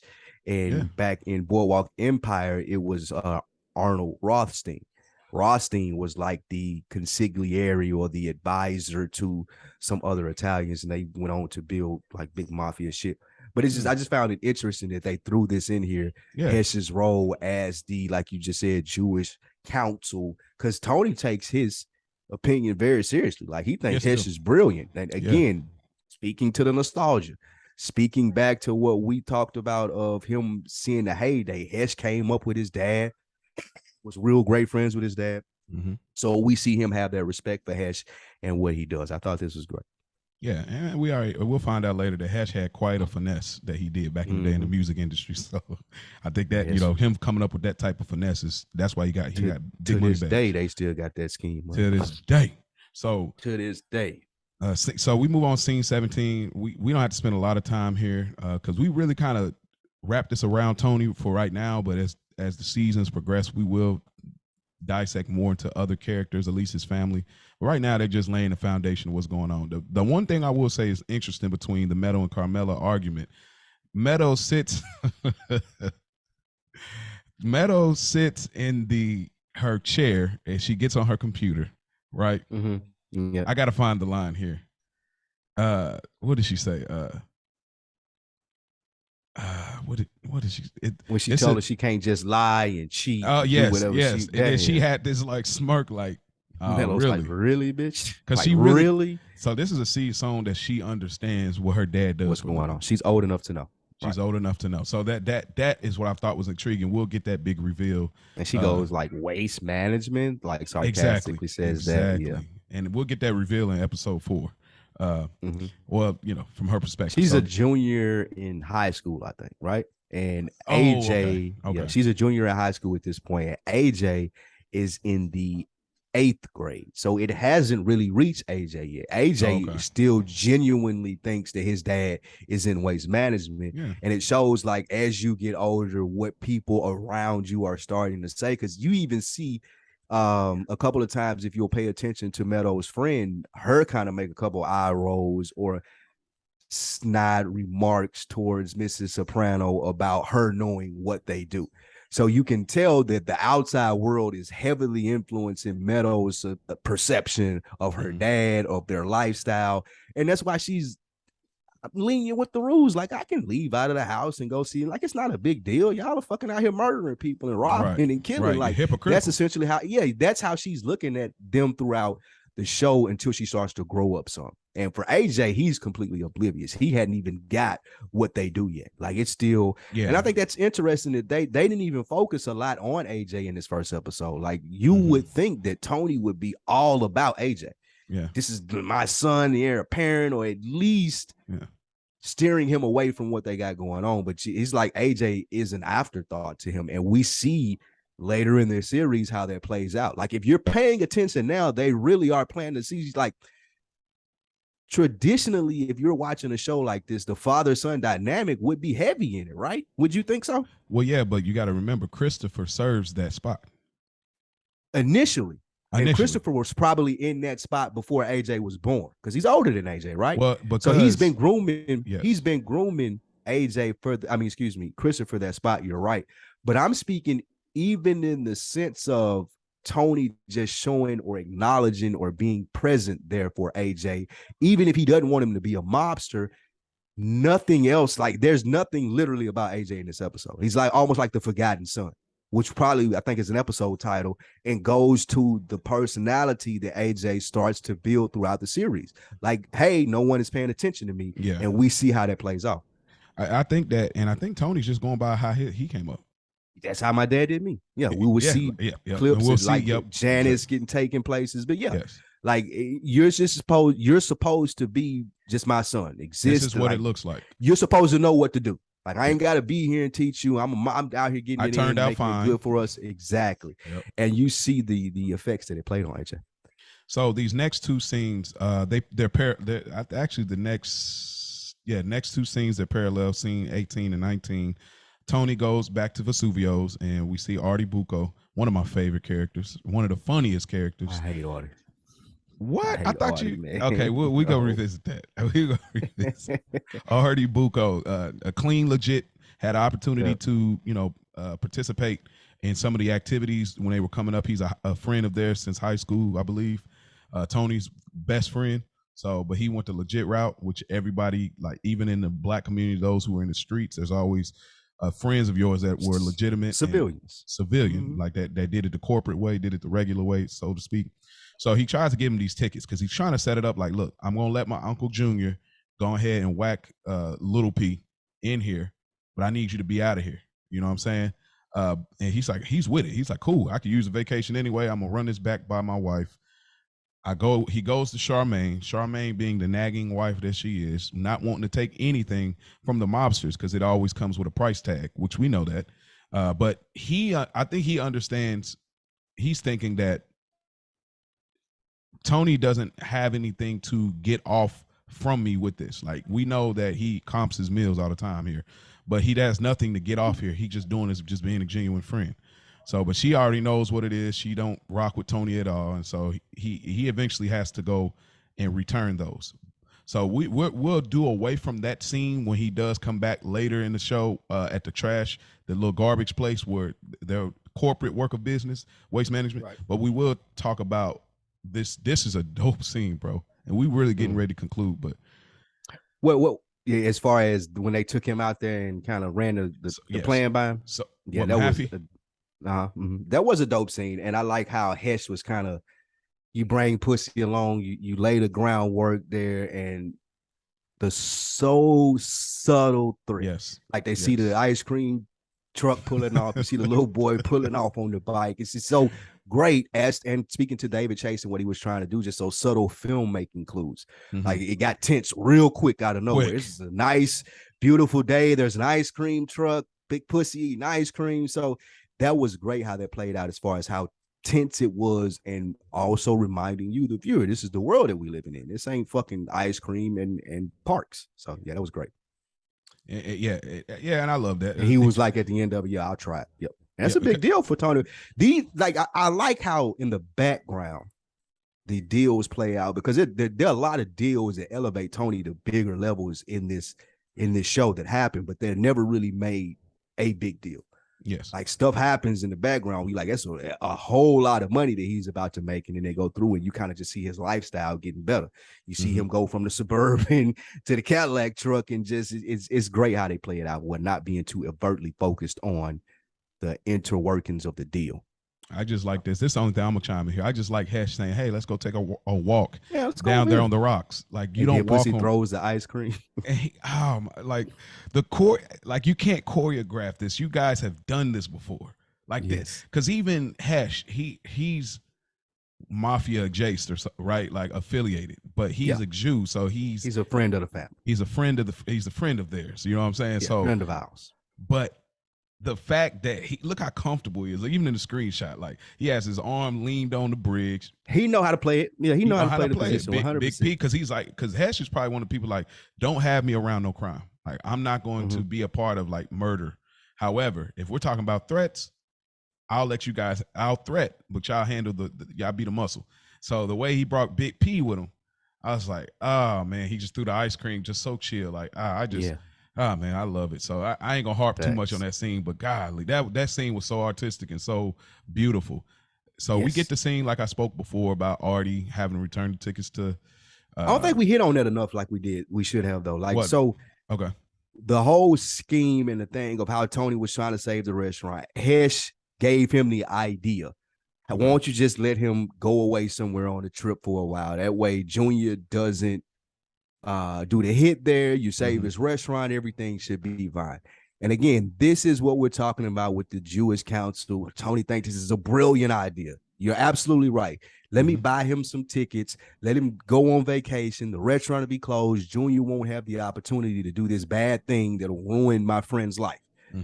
There it is. We think the answer. But again, you have Charmaine Bucco, who we talked about. It's like, you're not taking tickets from Tony Soprano, this, that, and the third.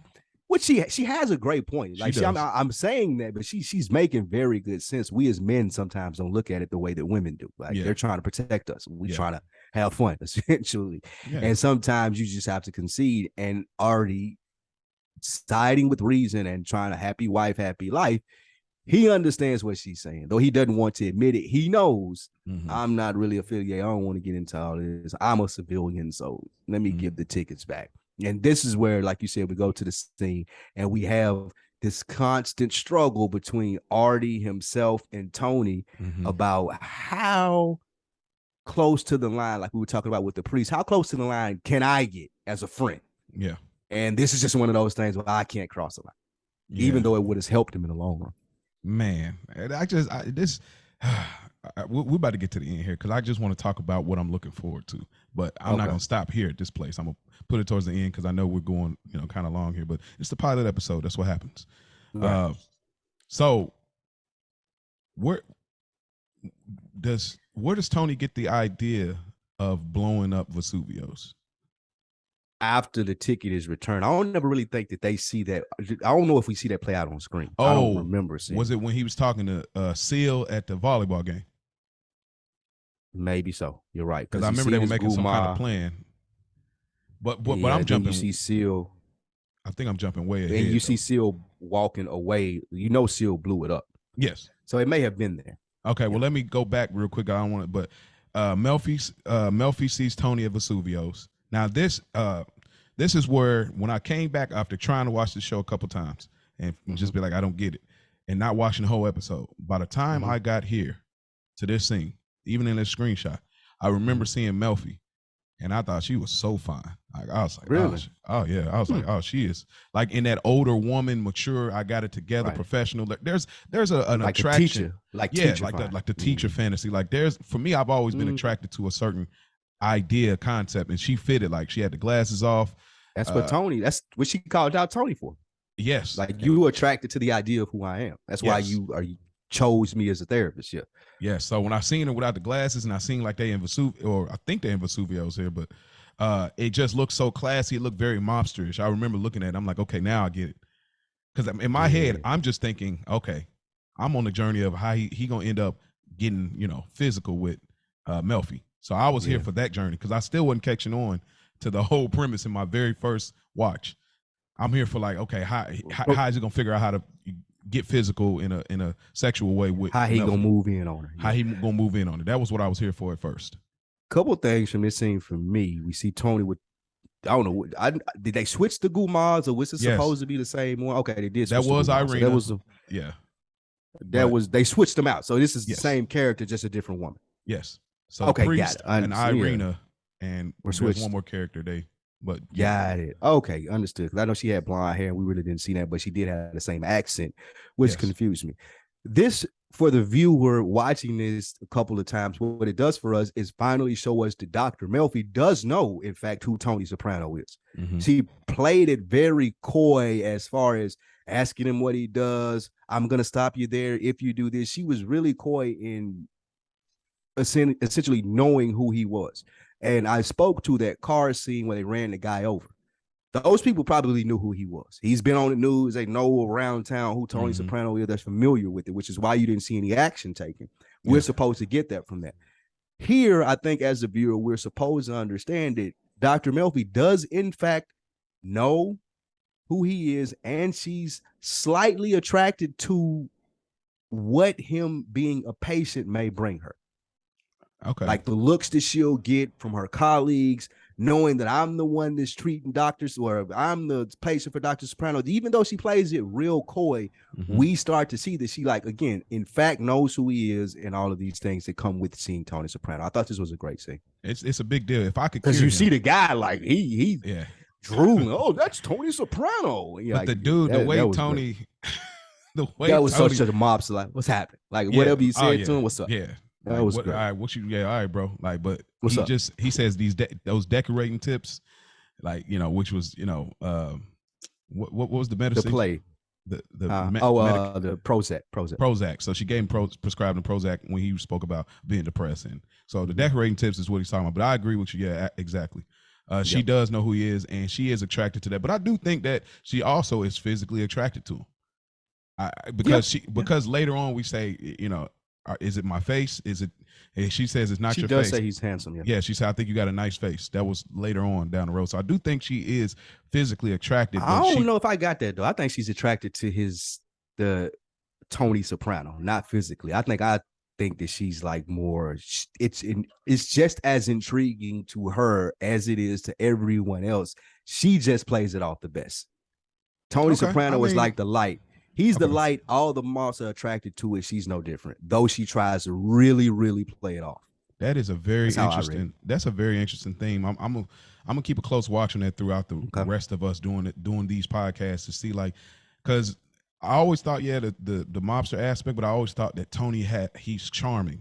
Like, I felt like he always had a charm, because I feel like people that even that didn't know he was a mobster, I felt like he still operated with a certain charm. You know what I'm saying? So but I think I'm going to look at it from those lenses, like people just being attracted to Tony.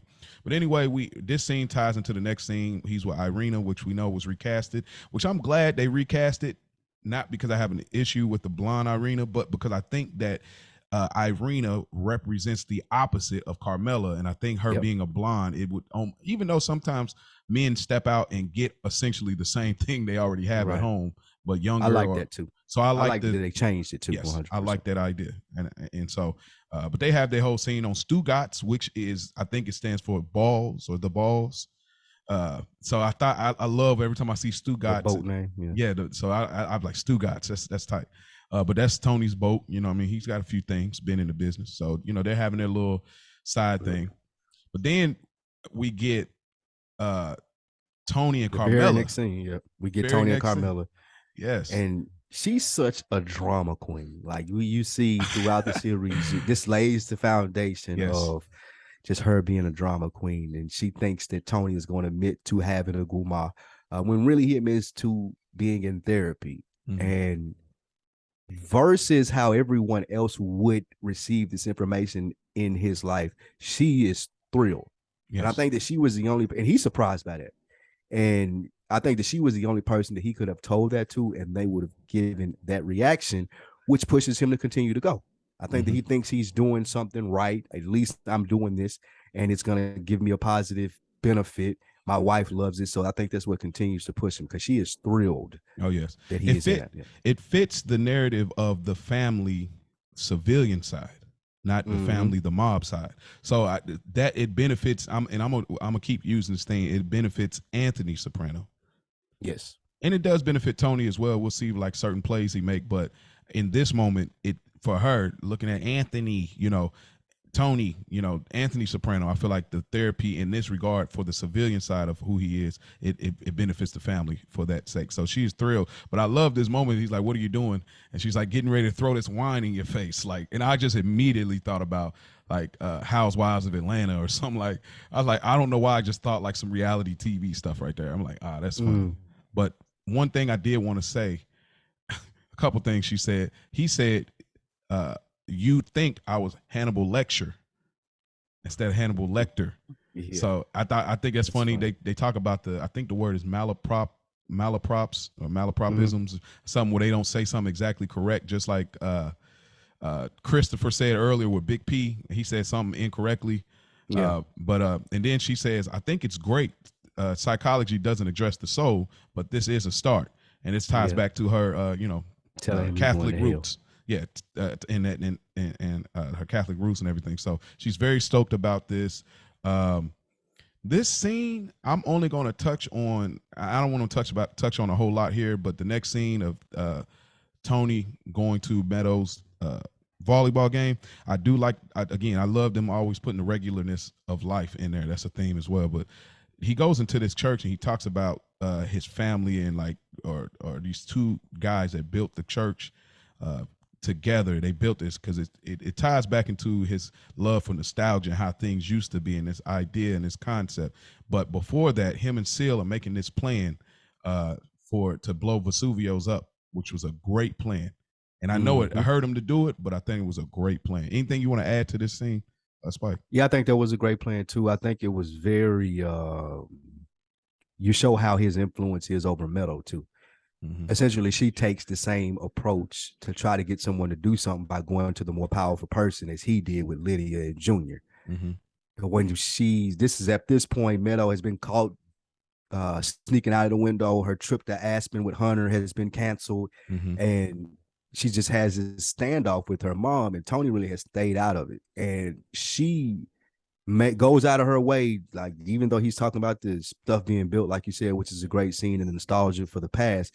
She's like, Dad, don't you think it's unfair what Mom is doing? Just planting that seed, trying to get someone, the back channeling that happens in this world. I think that was a great little tweak there too, because I think he does end up talking to her about that. But I just think that was great how we see her pick up and how things or decisions are made. I'm going to get someone to speak on my behalf because clearly the person and I are having some sort of conflict. So let's bring a third party mediator into this. That plays out very well for me. I like that. Yeah, it's about who you know, not what you know in this world, which is a running theme as well. Tony, this is the funniest scene to me. Like I laughed the hardest when I got here. When he walked off right here? No. So Seal blows up Vesuvio's, walking off looking like an action movie. Some more cinematography here, which was great, but Seal being a loyal soldier as he is. But scene 27 here, Tony tells Melfi about this dream. This is the first dream that we get revealed here. We didn't see the dream, and a lot of times we don't, but he talks about this dream of him unscrewing his belly button. And while he unscrews his belly button, he has his genitalia in his hand. But the funniest thing, bro, the way he's holding his hand, like this whole time while he's talking about it, he's reliving the dream in real time. Like it's playing out in his head. Yeah, and so he said, I'm holding it in my hand. And I got a Phillips screw. Like he's really, the fact that he that's how brilliant it is. He can remember his dreams that clear. Like I don't remember my dreams that clear. I remember a portion of it, but he remembered it so clear. But so he says his penis falls off, and so he's talking about it. But then he talks about a bird flew away with it, and the water bird. Yeah, and as funny as it was, it's a very interesting dream. I just thought it, but set aside how interesting it was just so funny to me because he's doing the gesture of untwisting his belly button and holding his hand up with like, oh my God, bro. Oh, my stomach weak now. I picked up on, to me, the placebo effect that they mentioned from, like, he's thinking that the drugs are working. Okay. And she's trying to explain to him that it's really just, you're talking. Like you're letting your feelings out, whether they be lies or not, whether you're being truly honest. The fact that you're sharing information with somebody about stuff that's on your mind is helping you. And you thought it was the Prozac. She's like, Mm-hmm. no, that didn't kick in for a couple of weeks. And that kind of just blows his mind. Mm-hmm. And instead of him addressing that, he's like, well, who the fuck has time to come here and talk every week to you? Like, I'm thinking that you're curing me. Like, I thought that there was an end goal. Mm-hmm. And they will see that reoccur a lot of times where he feel like this is a racket. And Mm-hmm. because he runs rackets. But I just thought that was the most interesting thing to me, that he really didn't even acknowledge or try to scurry away from very quickly that no, it's you sharing this information with me. It's actually addressing how you're feeling about stuff versus medicine, like that you thought that was helping you. The reason that you're feeling better is because you're actually addressing stuff. I thought Okay. that went a long way. Yeah. And it got him to tears. I'm looking at it while we're watching, while we're doing this too. Oh, that's fire. I like that. Yeah. So the next scene we get, and this is where the show pretty much wraps up these last. And he actually cries right here when he's talking about that. Yeah, and now it was a And challenge he says for this me. funny ass thing when he says, "Oh fuck, now he's gonna cry." He sounded just like his mom. Yes, yes. And so I imagine he's upset with thinking the Gary Cooper thing again. You know what I'm saying? So I imagine like, oh, here we go. Here you go crying. Now open it up. What happened to the strong silent type? You know what I'm saying? So, but we get this scene. Some of my favorite scenes always are around his house. Like I just love those moments. You know what I'm saying? But so he gets out here, he's grilling, he's with the guys, the mob guys, and this is a thing that they do. Sometimes they do it because they're Carmela talks about rather the guys are really his friends or not, or they're just in this thing of ours, in this thing of theirs. So there's a thing that she talks about later on about another season where she talks about, are they really his friends? So even then, even though we don't know that at this point, it's very dope to just see the guys come over here. They're doing some casual. They're not at the meat market. They're right here grilling with Tony. Artie goes on and talks about how sad it is that Vesuvio's blew up, and he think it's a cooking error or appliance electrical error that blew the whole thing up. I don't know how Seal finessed that in that way or how they even got that to work for the insurance. But they got a guy. Oh, so okay. They blow it up, and then they have a guy that's an adjuster that goes to what they say. Oh, yeah. Okay. So, but that was what I got from. The second Vesuvio's was way better. But anyway, but yeah, one thing too before we get to that, one thing that I'm watching while we said, I think one of the most important things, because I was like, we talked about the ducks, and he admits to Melfi in this scene. Mm-hmm. I think, or the significance of that dream that you were talking about that was funny, is I think that I'm going to lose my family the way that I lost the ducks. Like they're going to fly away. Like this stuff that I'm doing, having a grandmother, everything on the sides, the anxiety, the panic attacks, whatever it is going to make me lose my family. And not just my family, but my family, the family that I'm trying to gain and be the boss of as well. I think that was great that he admits that, and that's what brings him to tears, and the connection between the duck flying off with his penis or whatnot, and the ducks leaving, because a couple of watches the first time through, I was like, what's the significance of the duck? But he does admit it, and it seems like the ducks, like, I think I'm going to lose my family. Like, this is why I'm here. This is the thing that's bringing me the most dread. This is what I think I'm depressed about, is like, I'm going to lose everything, lose my family. So I think that was dope. I agree. And I think, and I agree. And I think that we will come back to this episode on the last episode 86, I believe, because again, that concept they lay out in the very beginning, in at the end. So speaking to the family thing, and then we'll go to the last episode when that time presents, and we'll parallel and correlate this episode, some of the themes, and then the last episode to see how it sandwiches together. But he hugs Artie. He be the true friend. Tony's now in touch with his feelings, which is making him a better boss, making him a better man for both families. You know what I'm saying? And it's funny when the mob guys try to like get in touch with their feelings, they don't really know how to, which is hilarious to me. But in this moment, they don't make such a big deal about it. But there's a moment later on when they're in the pork store that's super funny. But right here, they just try to understand. They try to work with Artie, and Artie's around the mob guys. And, I just love that he's a civilian, but he's able to operate with these mob guys. These mob guys are not so exclusive like Goodfellas, where you don't have like outside people in there. You know, I mean, you're just a mob family hanging out. I like that they have other people that'll come in to the play, like a you know, Olivia or so on and so forth. But Yeah. uh, we get this For scene. me, it Yes. shows this seems like the lack of buy-in or tact that Christopher has. Because even as they're explaining it to Artie, Christopher's almost like, you're saying too much. And this is a reoccurring theme also with Christopher throughout the series. This is like he doesn't really get the full gist of what we do. Sometimes you say too much, sometimes you do the wrong thing. And even as he's talking to Tony about wanting to fucking do the screenplay, it's like, no, bro, that's not what we do. Like, Yes. that's not what you're a part of. You're a part, and I'm trying to show you something different. Like, you're talking about like fairy tale shit. And I just really feel like that was significant to Christopher's character and how he always consistently shows that he's never really, I don't know if it's buy-in or doesn't really truly get the life like Tony wants him to. Because he makes that comment about, well, did you ever think that something would happen? And all of the guys, Pussy looks at him, Seal looks at him, Paulie looks at him like, bruh, like, come on, man. Like, why'd you say that? I just think that his lack of tact says a lot about his individualism and talking about wanting to write the screenplay of just how he doesn't see this life the same way they does, and speaks to what Tony was saying about being at the end of a thing. Like, Christopher's the next generation. This nigga talking about writing movies. Tony didn't wouldn't dream of doing that. Yes. He's like, you know how many fucking screenplays that's been offered to me? So selling I his think life. that was really dope. Selling that his was really life. dope. You know, and I think that this is a realistic thing because it always happens. The next generation comes in and they feel like they can rewrite you know, traditions, you know what I'm saying? Do shit different like they want to do versus how it's already been done and successful. But it's funny because we look at Chris with our nose up in this scene, like, we know that, nah, you can't do that. But some things that Chris say, he's actually right. You know what I mean? Because it's like, you're looking at me funny, but the reality of the situation is y'all came in doing it differently than Uncle Junior, Johnny, and Richie Chris, and them. You know what Chris I'm saying? does have a realistic view.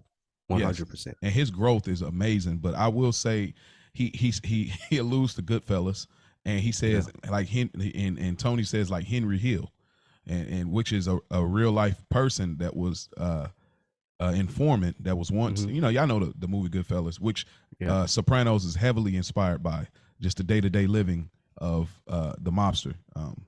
So, but I think that now Tony does give him some leeway and say, okay, you're right, I didn't say I appreciate it and all this. But Chris definitely comes in entitled, wanting things to be a certain way, and Tony has to check him. Yeah, he literally has to get in touch with his feelings right away. So I think he checks him as his nephew, and he's like, look, okay, you're right. Even though you made the mistake, I didn't ask you to whack a meal, but I understand you trying to make initiative. I understand you want to be made, and you were looking out. I get it. You know what I'm saying? So I appreciate this scene. This is one of my favorite scenes, honestly, because this is going to be a thing all throughout the seasons. So Uncle Junior, Olivia, they begin plotting, really mostly Uncle Junior, but right now, Olivia, I think she serves as like the Gary Cooper in this moment because she's being kind of silent and strong, I feel like, because she's not really elaborating for real. But there's only one part. There's just one thing that I'll speak to, but Uncle Junior is looking for her approval because he understands what this means. This is your son. This is our blood. And I really want to do this because I refuse to be skipped over this time. I was skipped over before. I'm not going to be skipped over again. And so I think that's his whole thing. I'm going to be the boss, and I'm going to be, you know, the head of the family. This is what I'm going to do. But there's this part where she says, and Johnny, he was a saint.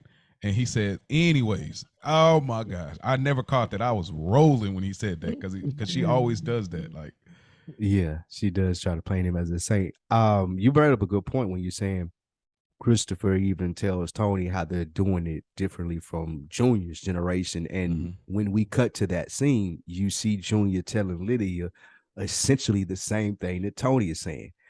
This stuff now, we're at the end of essentially complaining about being at the end of an era.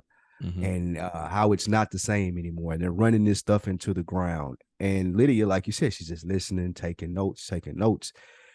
What I've always struggled with this is how incredibly petty that she is, and that she's willing to listen to this about her son just because he sent her to a nursing home.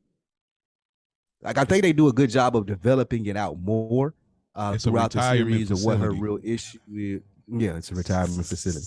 Uh, she does a really good job because he essentially says in that car, he's planting the seeds to let her know about her son. Hey, man, he's doing too much. Mm-hmm. I refuse to get passed over again, like you said. And he ends the car ride and it cuts off from the scene. It was like something may have to be done about Tony. Yes. And you don't get this. She's not appalled. It doesn't know a gas there. Like it Mm-hmm. doesn't take her back. Mm-hmm. She just stares out the window, like you said, Gary Cooper, strong, silent type. And you think, well, what in the fuck could make a mom resent their son that much? Mm-hmm. That's what I was left with. And I was like, I can't be just the nursing home thing. So I think that was a good way to leave it. With a lot of shows like this, the cliffhanger is much more overt. You get somebody dying or who's going to do this next. That cliffhanger was brilliant to me.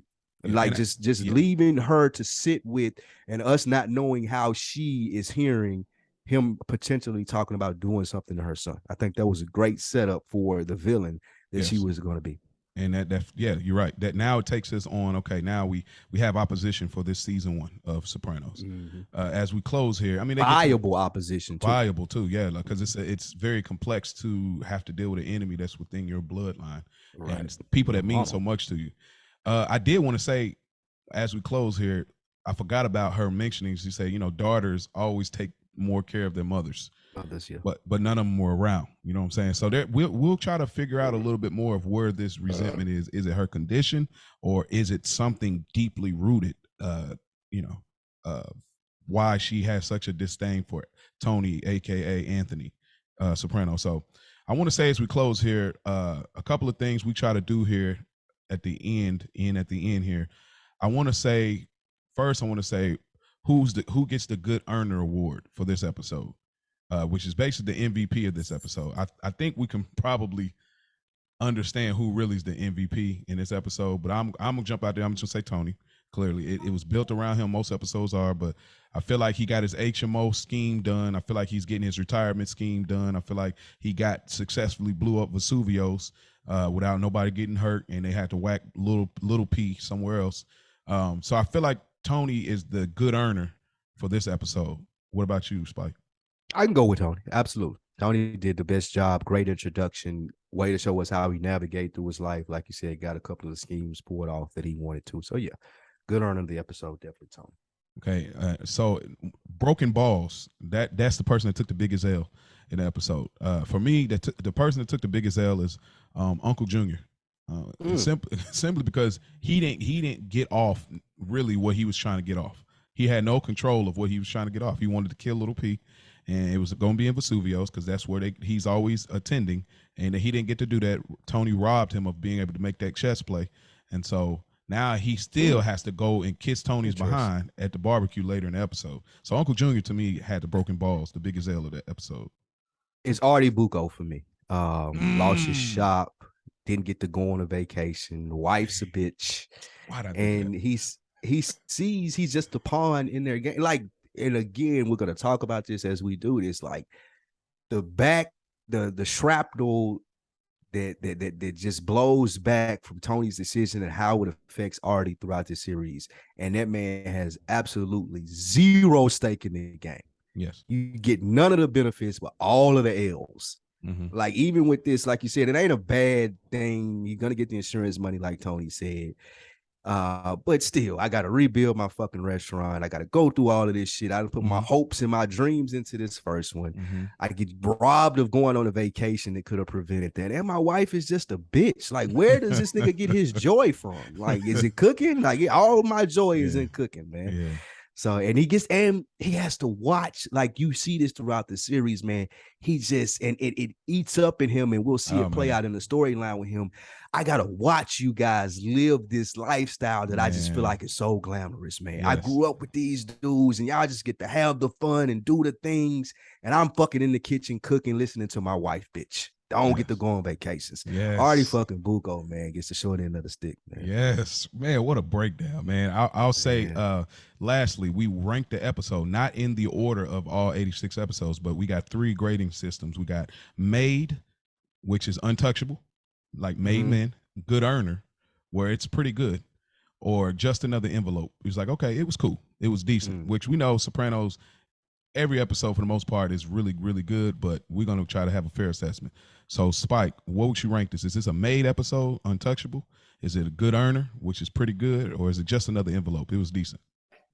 It's a made episode, depending on, for me especially, because I'm very familiar with the series. Mm-hmm. I could see how a first timer would say this is just another envelope, because what you're still doing is building the foundation. I have the benefit, though, of having seen this a couple of times and catching some of the nuances and knowing how they'll play out, and those being fascinating to me on a multiple rewatch. So for me, it's a made episode. However, I could understand just another envelope. Okay, yeah, I'm with you. Made episode. If I think if you're a new first time watcher, you may think it's just another envelope being decent, but I think this is made, especially when you go and watch the whole series, that you understand the validity and importance of this episode. So I definitely think it's made.